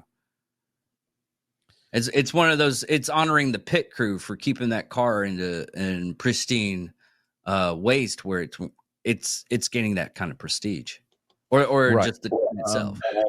So what we're looking at here, Why don't they have like pit crew team stuff? Because that would make sense. It's during the All-Star race, or during All-Star week. They've got the pit crew challenge, and they incentivize. I know they get bonuses.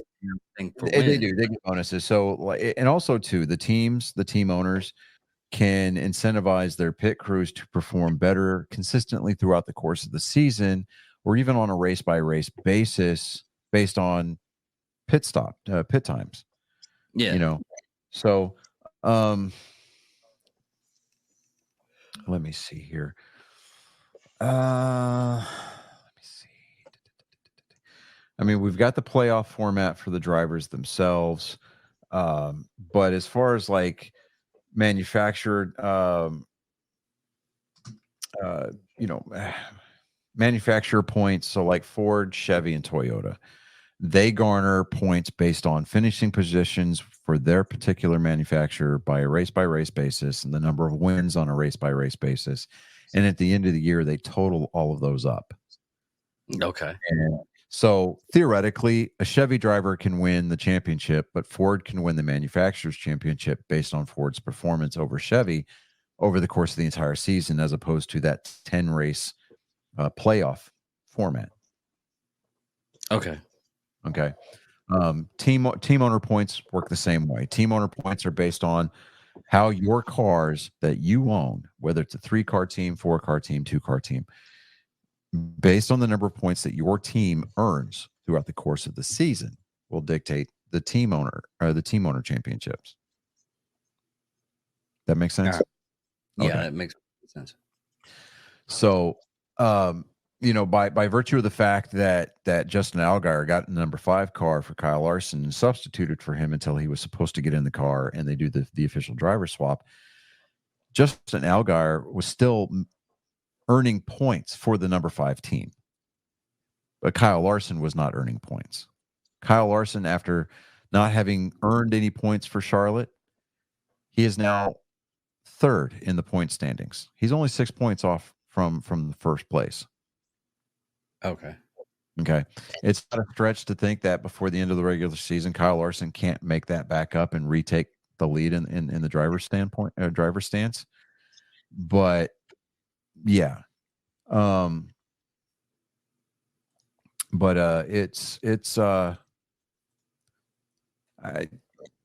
catch a lot of grief here at home, about yesterday was my stepson Sammy's birthday, right?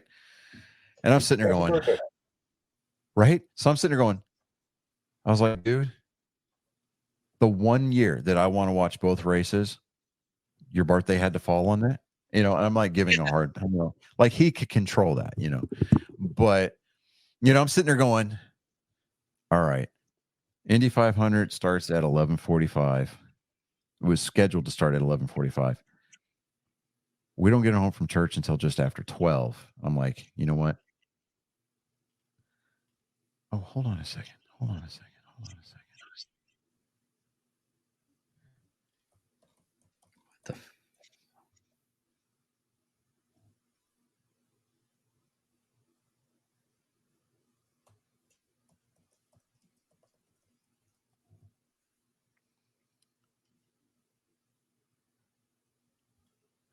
Angel Hernandez. I'm taking a break from NASCAR for just a second. Angel Hernandez, the polarizing veteran umpire who has drawn the wrath and exacerbation or exasperation rather, from players, managers, and fans alike over 3 decades is retiring Tuesday from Major League Baseball. Oh my gosh. Really? Don't get my hopes up. Now, Major League Baseball, a guy by the name of Tim Miller or Todd Miller, it's his handle is at PlayByPlayGuy1. Guaranteed MLB has fired Angel Hernandez, but is spinning it as a retirement. Can't believe anyone will believe he's suddenly retired. Either way, it's good. He's out of the game. Oh, yeah. So it's real. Yeah. So it's oh.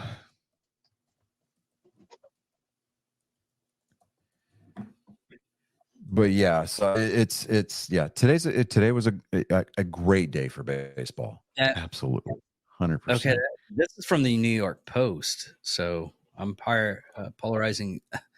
Fucking, I hate New York Post. Polarizing umpire Angel Hernandez set to immediately retire from the MLB. Fucking. Okay, so it's real. It's the New York Post. Yeah. Another guy. The rise of sometimes essential Ty Walker on Twitter or X is at Ty Walker 716. Stars definitely heard the Angel Hernandez news. Stars fans heard the news during intermission at the Stars game. Definitely fired up. I like this one from Sports Illustrated. MLB fans celebrating umpire Angel Hernandez reporting retiring from baseball. The most common names in all baseball reported plans and announcing his retirement last week. And that is maybe we'll get some like true strikes and balls called from the. I'm not saying it's going to happen. Yeah. All right. So this guy here, let me see here. Dave Scaragella, at Dave Scaragella on X. So Angel Hernandez was told to retire or be fired. Say it again. I'm sorry about that. I was watching. So Angel Hernandez was told to retire or be fired, or has he accepted retirement? So I'm like, it's.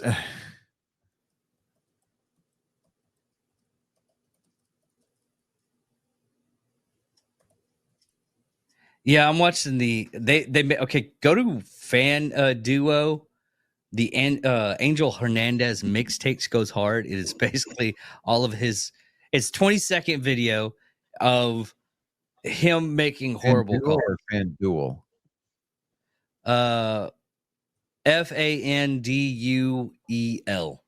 Oh, FanDuel. Yeah. Okay. That's why I asked FanDuel or FanDuo. You sounded, Max, back me up here. It sounded like he said FanDuo, right? Yes. Safe. Okay. Wait, no, out. No, wait. Ball. What? Ball. 2 ball. 4, 6 balls everywhere. I'm getting news here. MLB and Hernandez had spent the past 2 weeks negotiating a financial settlement before reaching a resolution over the weekend. Yeah. And then somebody else said, recall seeing something yesterday that we were talking about the implementation of robot umpires rather. The decision was a hard no for the 2025 season. Turns out they were just getting rid of a old Angel. Here's one too. Here's one too from Dustin Nickerson. Off of the he retweeted umpire Angel Hernandez's report retiring from Major League Baseball per at B Nightingale. Now Dustin Nickerson says Angel Hernandez got fired years ago. He just doesn't know because he missed the call.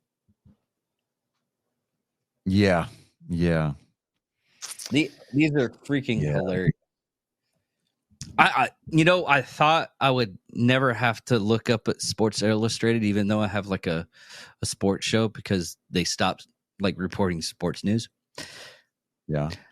And they did not deploy us on this one. Nobody would enjoy Angel Hernandez retirement more than Hawk Harrelson. Let me see here.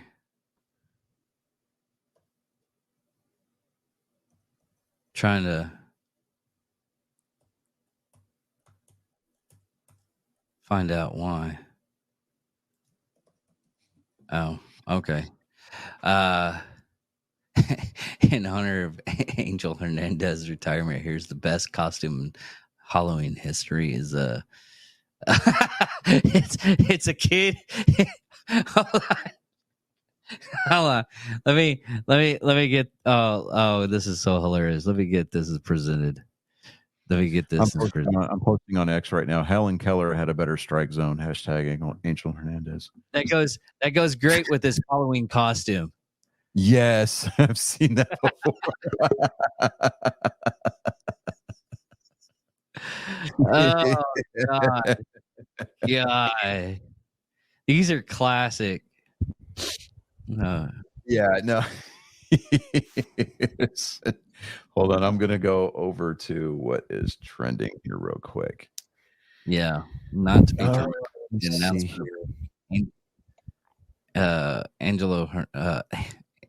Angel Hernandez retirement is the greatest piece of news in history of sports world. Man, They are going hard on X on this guy. Hard So R. More of a roast than a retirement announcement. Yeah, Barstool Sports tweeted out an hour ago, Angel Hernandez is retiring for baseball. Thanks for all the memories he gave us. It's just showing some of his atrocious strike calls. Let me see here. In honor of Angel Hernandez retiring, here's one of his very best calls. Top of the strike zone, missed a balk, and called it a strike. Like, wow. Fox Sports MLB, Angel Hernandez is reportedly retiring from Major League Baseball. Let me see here. Baseball Legends is showing a an Angel Hernandez mixtape. Yeah, that's the one I saw. Oh my God. Let me see here. Let's see, retweet. I'm just gonna repost that. That's what I'm doing there. Jeff Passan, at Jeff Passan, 45 minutes ago, umpire Angel Hernandez is retiring. A source confirms to ESPN. One of the most controversial figures in the game, the source of much ire and frustration by fans and players alike. Hernandez has umpired his last game in Major League Baseball. Yeah. And then, I mean, one of my favorite player meltdowns was Kyle Schwarber. When, I mean, he absolutely, like, he shit the bed on that strike call, right? It should have been ball 4. He ends up throwing Kyle Schwarber and the Phillies manager out of the game because they went and argued balls and strikes. But like Kyle Schwarber, he threw his bat and the helmet down, goes back, and he's like, the plate is here. The batter's box is over here. Here's where the ball was. Here's where it should have been. I mean, he's just like pointing at his eyes. He's like, oh my God. Like, look up crossing board on Twitter. They're 20 minutes ago. Okay, I got another one on X. Bar Sports is the bad man is gone. Angel Hernandez has decided it's time to stop terrorizing us, and it's filing retirement. Yeah, baseball. Which one did you say? Crossing board, at crossing board on X. You'll see the Kyle Schwarber meltdown. Yeah, Barstool Sports. Okay, so that picture that Barstool Sports is tweeting out with the bad man is gone, that's the Kyle Schwarber meltdown. Oh, really? Oh, yeah.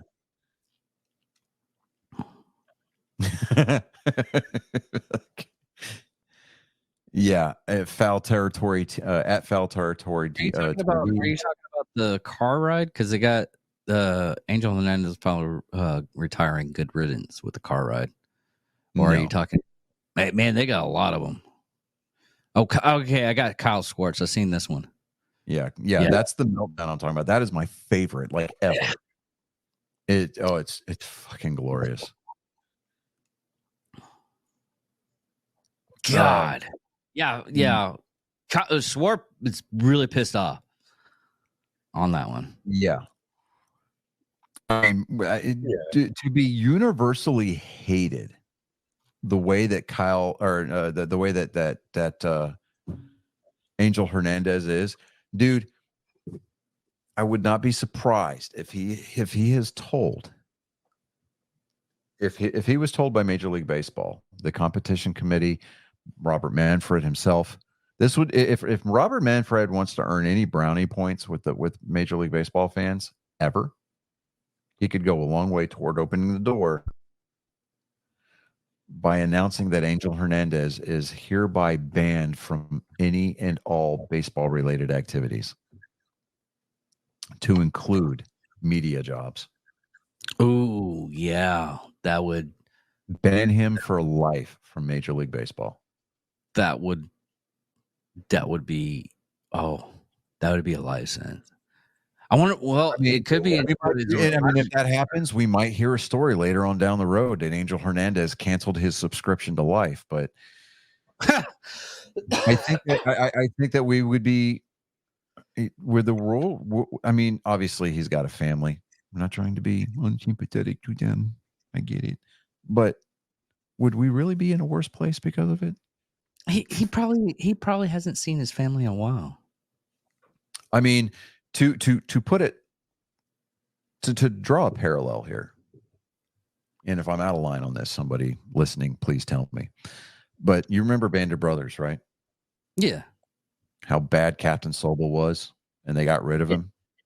Yeah. Eventually, the guys, after the war was over and they were starting to go to reunions, they would pay for his lifetime membership to the 101st Airborne Division Association and try to get him to come to reunions.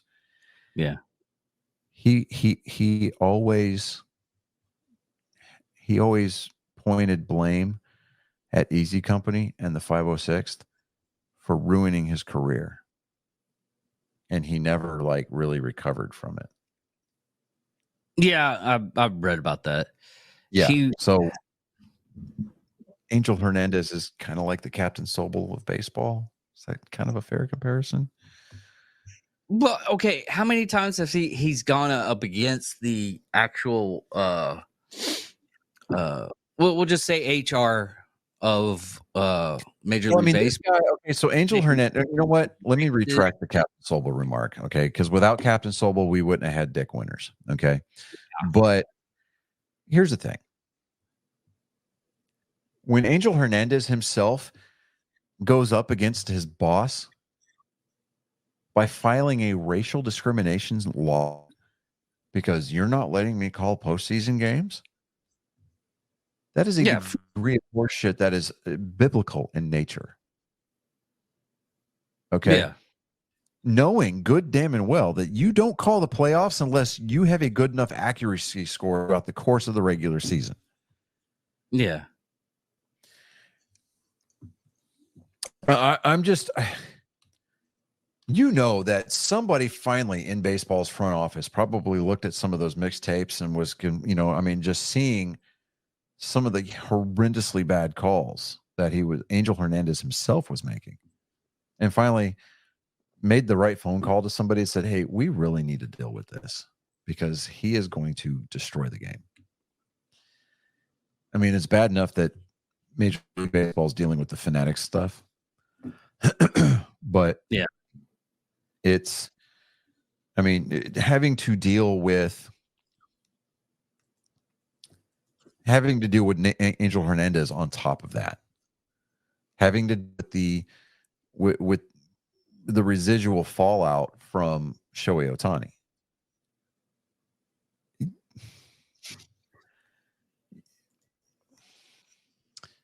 The Use your fact that words. they entered into talks with Angel Hernandez about it and said, look, way we see it, either we're going to fire you or you're going to retire. You can go away with a pension or you can go away with nothing. Which is it going to be? And should I mean, be a long time ago. because, and here's the thing, umpires are just like, We shouldn't know their names. yeah, we shouldn't know their names at all. But here's the deal. Be umpire 1, umpire 2, umpire More 3. than likely, here's what happened. Major League Baseball told them, look, we're not going to fire you. We're just not going to renew your contract next year. You'll be without a job. Yeah. You can take us to court, but we reserve the right to not renew your contract based on performance issues. So you either take your retirement and leave now, let us play out the rest of the season in peace, or you can drag it out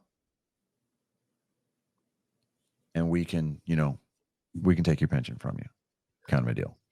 So I think that this was the high road for baseball. I think this served baseball on two different fronts. They get rid of a problem immediately. Mm-hmm. And then now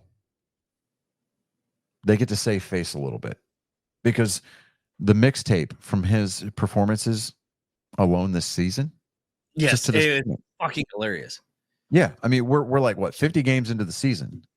It's honestly, it's hilarious, but it's on a sad note that it's so funny. It is. You're laughing at it.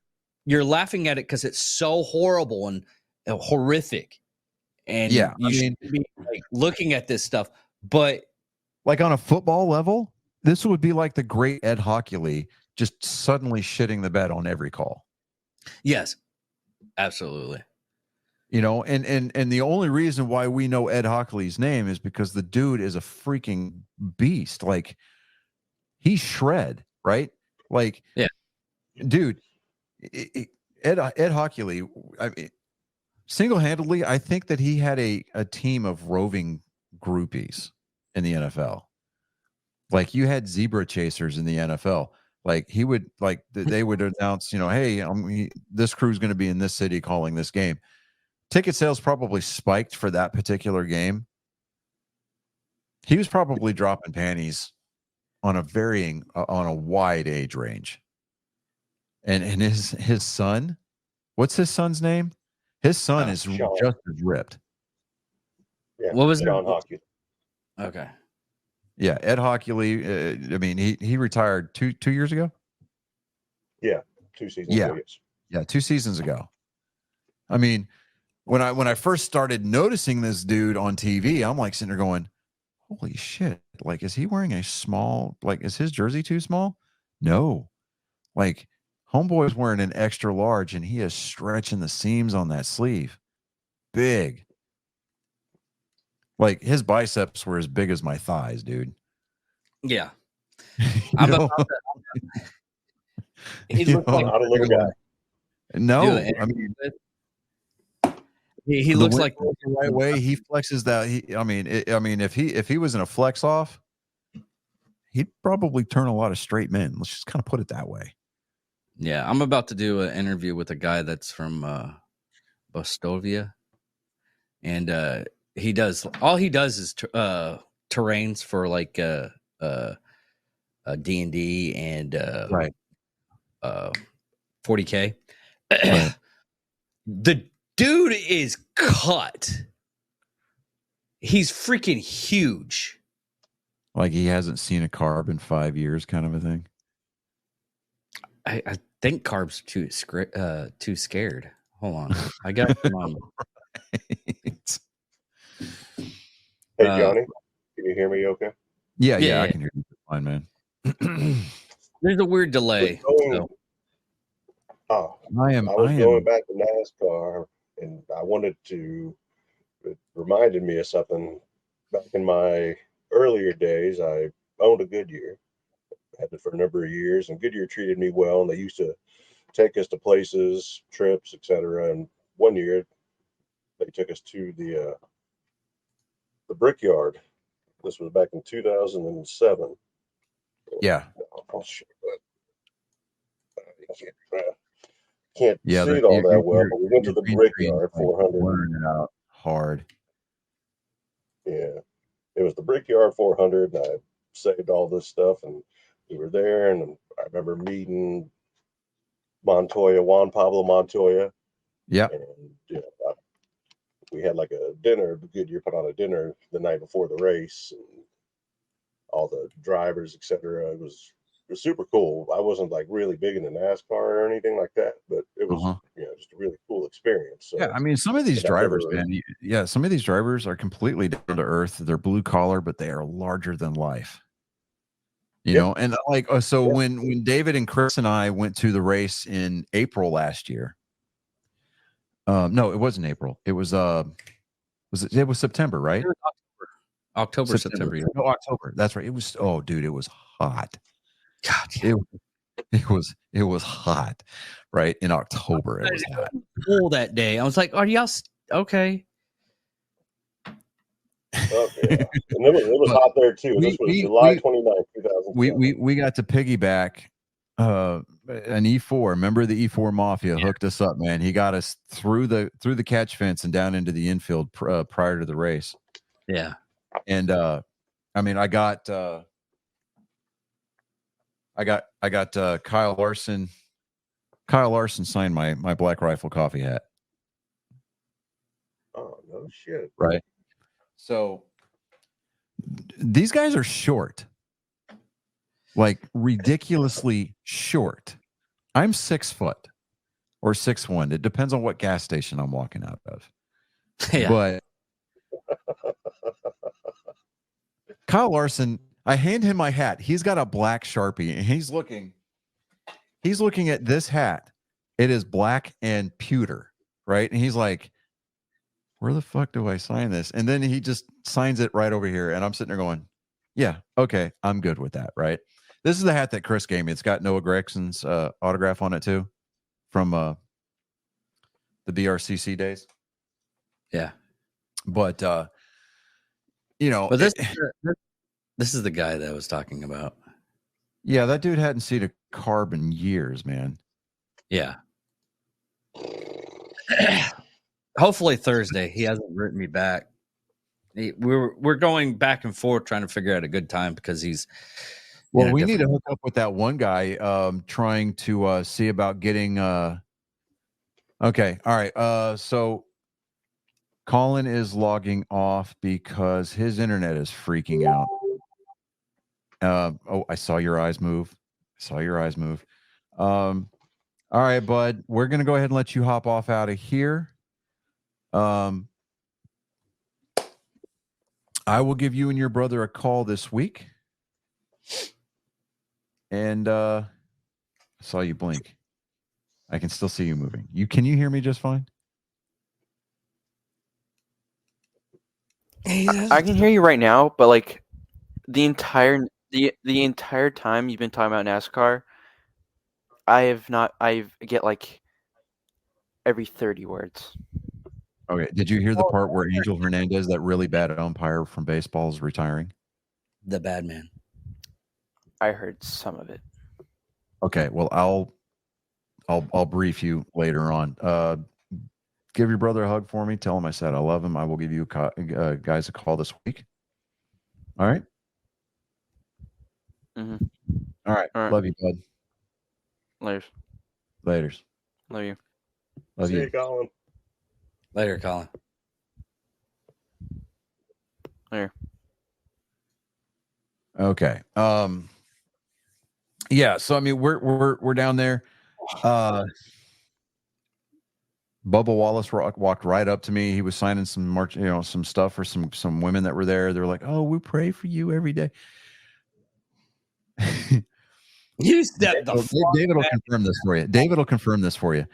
I stepped away, like I took 2 steps backwards because I didn't want anything to do with Bubba Wallace, like at all. I cannot stand Bubba Wallace. Yeah. Like when he has a bad day at the racetrack, I have a happy dance. So it's, I mean, I get that he has to make a living and all of that. It's just Bubba Wallace's history in the Cup Series is I mean, not even exactly. well, It's not even exactly star-spangled. look what happened that day. I mean, that was intentional bump. Well, okay, so here's what happened. He I'm not didn't gonna make contact. No, he didn't make contact, but he doesn't have to make contact in those cars. When you pin a guy down to the inside and you're on their right rear quarter or quarter panel, Yeah. you take the air off of the back of their car and it lifts up and they lose traction, and that's when the back end came around. Yeah, So I know. while He he knew what did he was doing. while he did not physically spin Kyle Larson, he did pin him He down to caused the inside. Okay. Yeah. You want to do technical and everything like that? Did he? No. I'm not saying technical. Did he cause it? That's Yeah, all. he did. That's what I'm saying. Okay. That's what I'm saying. Because If I was a cop and I saw right. that, I would live be in person, him a ticket yeah, and send live him- and in person, that day you could not convince me that he didn't make contact with Kyle Larson. Oh yeah, You couldn't yeah. convince me that. But I went back later when I got home. I went back and I watched the replay. I watched several different angles of that wreck, and you could physically see that Kyle Larson is coming through turns 1 and 2. Bubba Wallace comes down and pins him on that line, and you saw the back end of Kyle Larson's car lift, get loose, and then that's as he's rotating through the center of 1 and 2. The back end of that car came around, and that's what sent him off the track. Okay. But did he cause it? Yeah, He's a no, professional driver. David, He knew what he was listen, doing. I am agreeing with you. I am still of the impression and the mindset that he caused that wreck, but he did it using aero. He didn't physically put a bumper on him. He used the air. But yes, he did cause that wreck. It's one of those things that he's a professional. He knew what he was doing. Yeah. Even if he didn't, I mean, I think it's funnier than shit that he took the lead and everybody was like, this guy. I mean, people were starting to leave because thought Bubba Wallace was going to win this race. Yeah. And then William Byron just absolutely marches towards the front and passes him. And you want to talk about the place going absolutely ballistic? When William Byron made that pass, the stands fucking erupted. Yeah. So, I mean, I've seen, I would go to the races. I got to watch Jeff Gordon run that 24 car, right? And I used to get seats on the backstretch every once in a while when they still had seats back there. Mm-hmm. And one year, Jeff Burton and Jeff Gordon got into it. They got into a wreck. Jeff Gordon got out of his car, walked back down the backstretch towards turn 2. And Jeff Burton gets out of his car and he's like, man, he tried to be like, hey, man, I'm sorry. Jeff Gordon just launches at him and just shoves him hard, and they start getting into it. You want to talk about people just like Jeff Gordon. I had been kind of as an Earnhardt fan, right? It's kind of like against doctrine. You can't be a Gordon fan, right? You just can't. Even though later years down the road, Dale Jr. interviewed Ray Evernham, who was Jeff Gordon's crew chief for years, for 3 out of the 4 championships, right? Dale Earnhardt and Jeff Gordon were secret teammates on the track. Like Ray Evernham worked for Hendrick Motorsports, crew chief the number 24 car, built a set of shocks for the number 3 car. Ray Evernham said that on one of Dale Jr.'s downloads. So I was like, that I didn't know. So retrospectively, I could look back on it and go, okay, now I don't feel so bad, because I used to refer to myself as, yes, I'm an Earnhardt fan, but I'm kind of a closeted Gordon fan at the same time, right? I liked both drivers. And,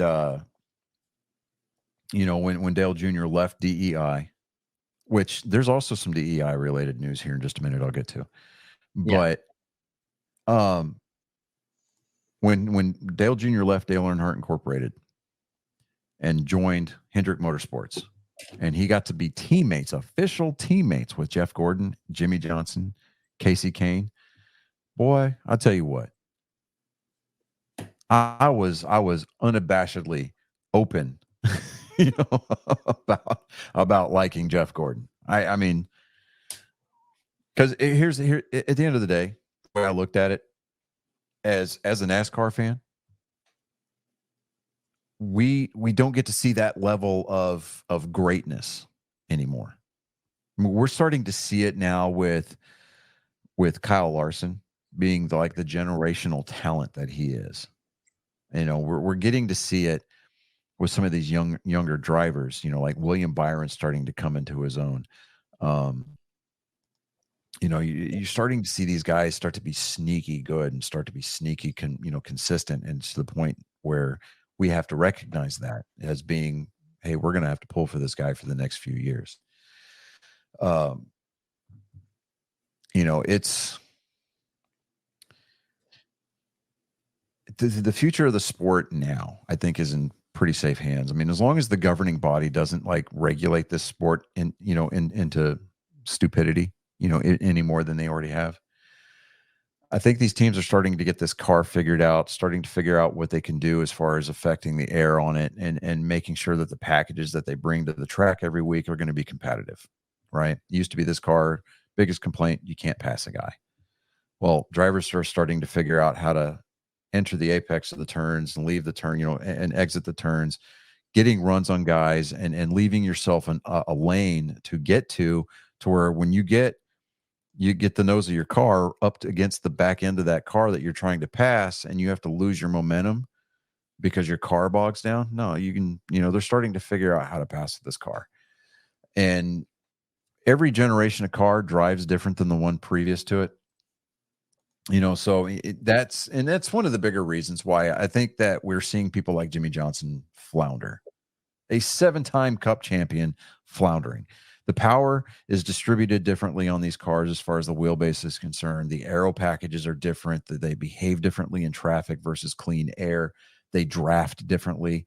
And if you're not in these cars every week, competing, if you're not doing the sim hours, if you're not, they're working in the wind tunnel when you're allowed to work in the wind tunnel and things like that, you're not going to figure this car out. And with Jimmy Johnson running a part-time schedule to satisfy sponsor commitments to help fund his team, I mean, he's just out there turning laps, and he's basically become what we referred to back in the early 2000s, late 90s as the start and park teams. They would fund a race team for X amount of races per year. They would enter the race, they would qualify for the race, and then a few laps after the green flag dropped, they would pull the car into the garage because a lot of times it was the only car that they had and they couldn't afford to wreck it. They would collect their check for finishing dead last and move on, pay their bills, and then show up at the next race that they were scheduled for. That's basically what we've seen Jimmy Johnson kind of devolve into.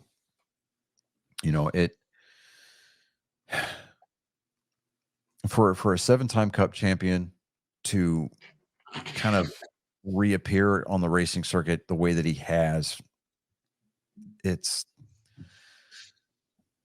good for the fans that he had, but for a majority of it, those fans have moved on. They're now rooting. They were loyal to him as a driver while he was in the 48. Now they're rooting for Alex Bowman. Alex Bowman has had a surprisingly good year. He hasn't won yet. He's the only Hendrick driver that hasn't won yet. But I think that we won't get out of the regular season without seeing Alex Bowman in victory lane. Because like I said, he actually finished, what did I say, 9th last night.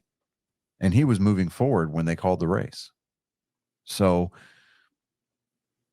they're figuring that program out on that team. And that's going to start translating to wins. He might get a win. He might get 2 wins before that's all said and done. He might even make it as far as the round of 8 or the round of 12 in the playoffs. But, Alex Bowman is starting to come into his own.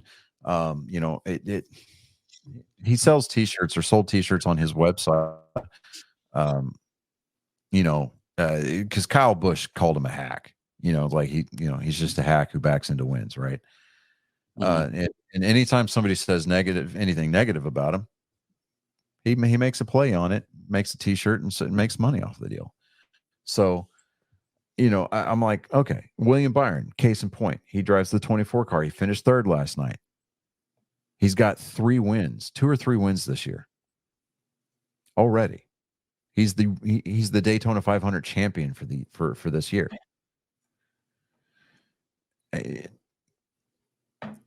William Byron will be the first to tell you he did not come up through racing the conventional, through the conventional channels. He didn't race go-karts or, quarter midgets or legends cars.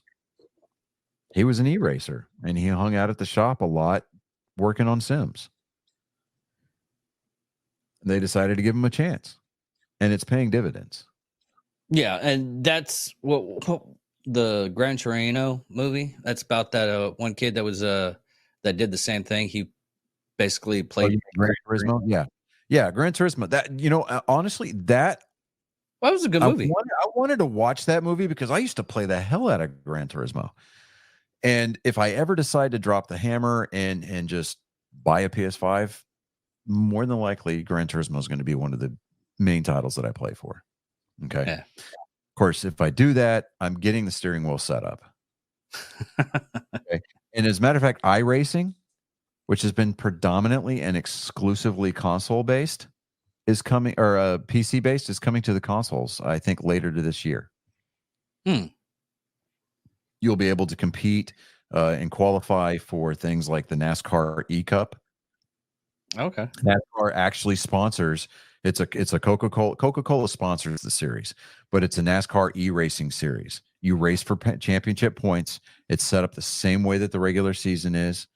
The playoff format set up the same way, and they live stream these races. And it's usually run 1 or 2 nights after the real world event. Because all of the tracks that NASCAR runs on have been scanned in to the iRacing servers, and that's where they run. And I think payday for the points champion is like a $250,000 payday at the end of the year.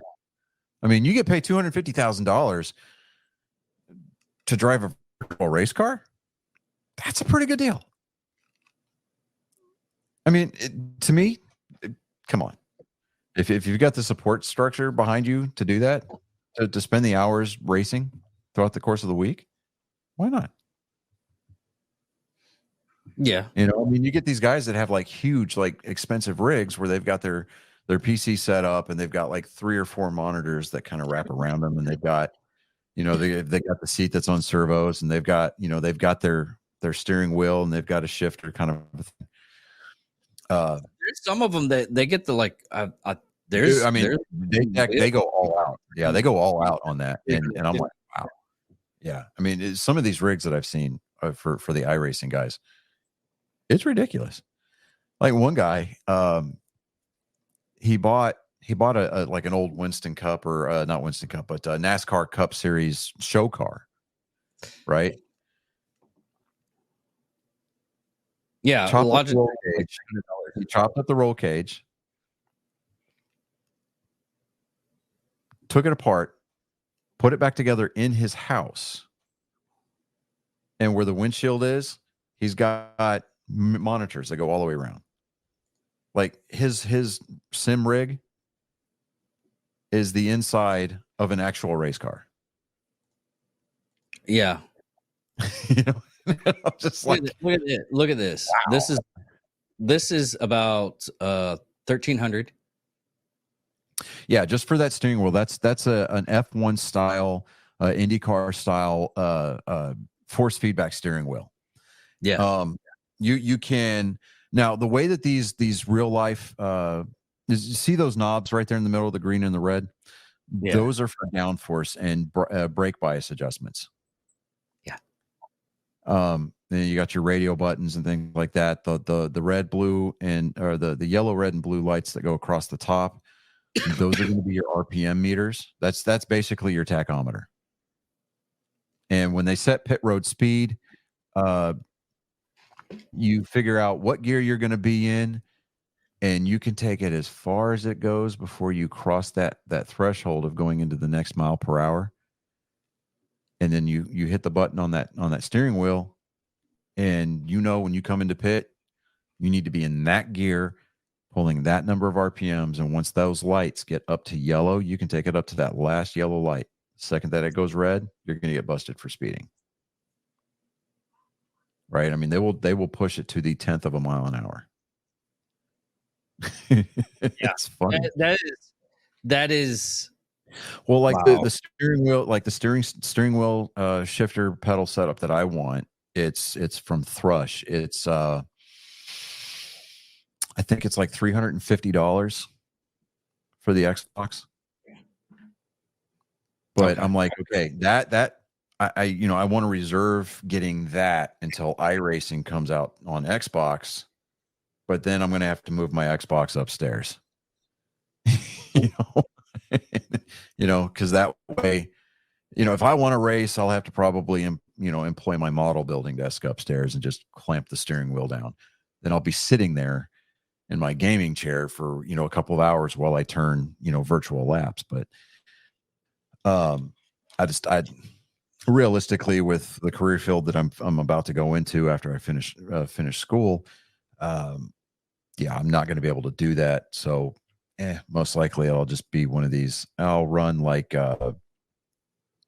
Saturday night heat events or whatever every other week kind of a deal. Yeah.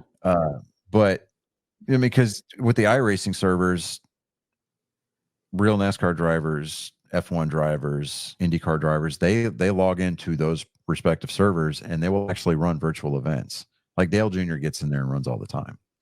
Yeah. And people are like, "This is really Dale Jr.?" He's like, "Yeah, man." And then they'll try to wreck him, and he's like, "Come on, man." Yeah. He'll just outrun him. But it's with the way that NASCAR is set up for the future, I think the talent level is going to be really amazing. So, well, that's great. Yeah. Oh. Thank you, Max, for pointing that out. I appreciate that. Boston series Boston won the series. Yeah, Boston won their series. They are advancing to the NBA Finals. Celtics sweep the Pacers. Tomorrow night we get to see if Dallas is going to do the same thing, and then I get to live the worst case scenario in real life, where I get to watch my JV and varsity teams face off against each other for the Larry O'Brien title. I was looking at the score. The score on This game was close.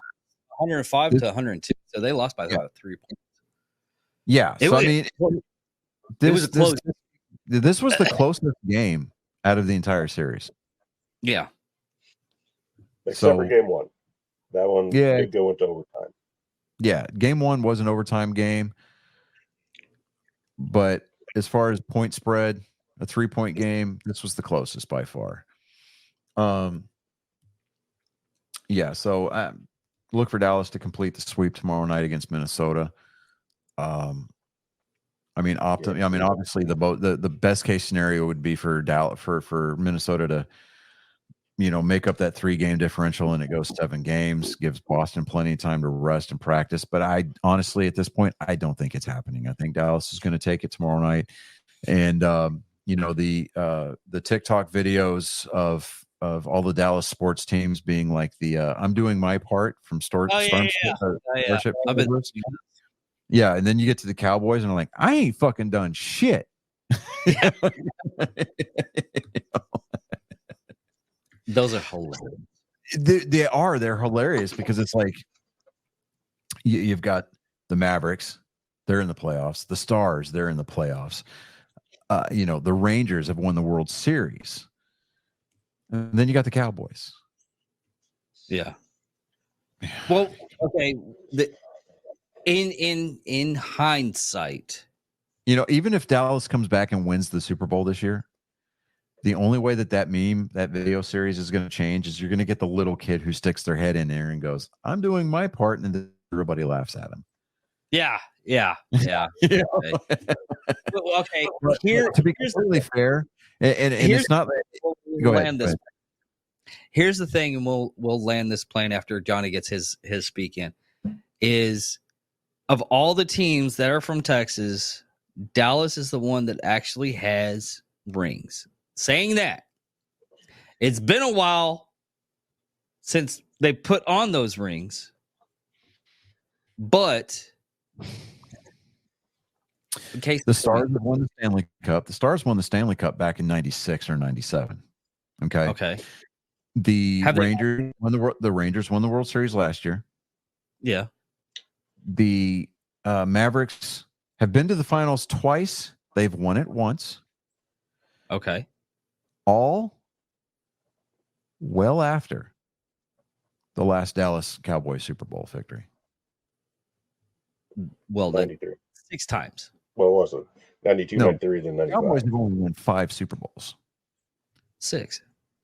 5. 5. 6. 5. 5. No. The only 2 they were teams Andrew only had 2. are Pittsburgh and New England. That is correct. New England 6, Pittsburgh 6, Dallas 5, 49ers 5.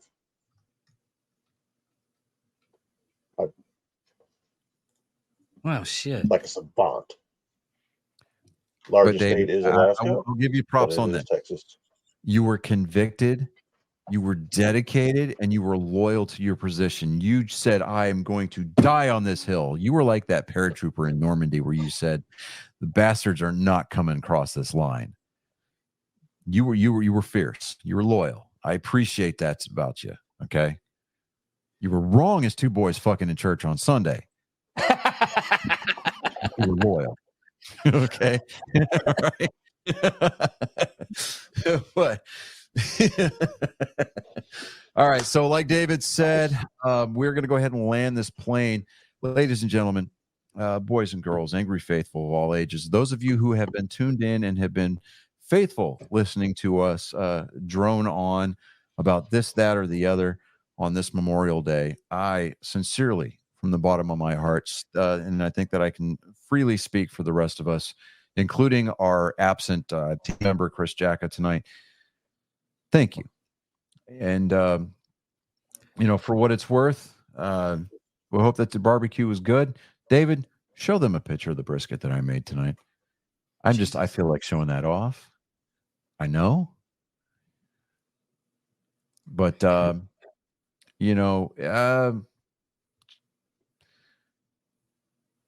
we are mostly amateur, barely professional, and it shows. But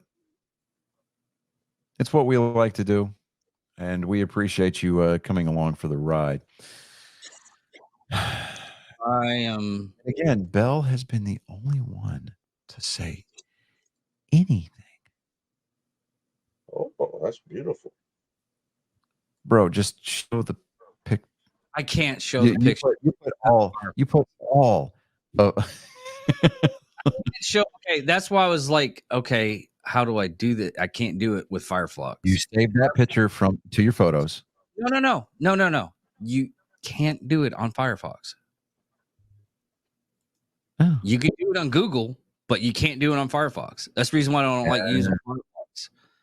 Oh, well, I use Firefox because it lets me use my phone as a camera because, Yeah, that's the whole reason why. Because Google likes to pick and choose. Firefox, fix that shit. Yo. Yes. I like using Google. I fucking love using Google, but Google doesn't want to work all the time with it's not iPhone friendly. Get it. Yeah, apparently. So for those of us who live in the 21st century and like using iPhone products, Firefox, come on, man, you need to step up. Yep. Don't be the Angel Hernandez of web browsers. I mean, I get that it's Microsoft Edge, but still. Yeah. Don't be the CB Buckner. How about that? All right. Be the Ed Hockley of browsers. All right. Anyways. Don't be like Wander Franco.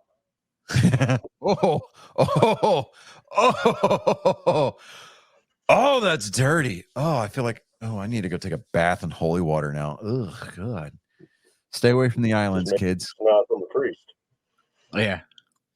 You Well, definitely- everybody, Yeah. That's a whole slew of jokes right there. Anyways, this has been Nerd Sports episode 162. On behalf of the absent beautiful bearded bastard, Chris Jacka, he wishes you a fond farewell tonight. My name is Johnny Skelton. I'm David Dickerman. Max. You have been privy. You have been indentured. You've been chained down, whipped, beaten, like Christina Ricci and Black Snake Moan. But this has been episode 162 of Nerd Sports. You're welcome. And as always, shiver, me timbers. Arr.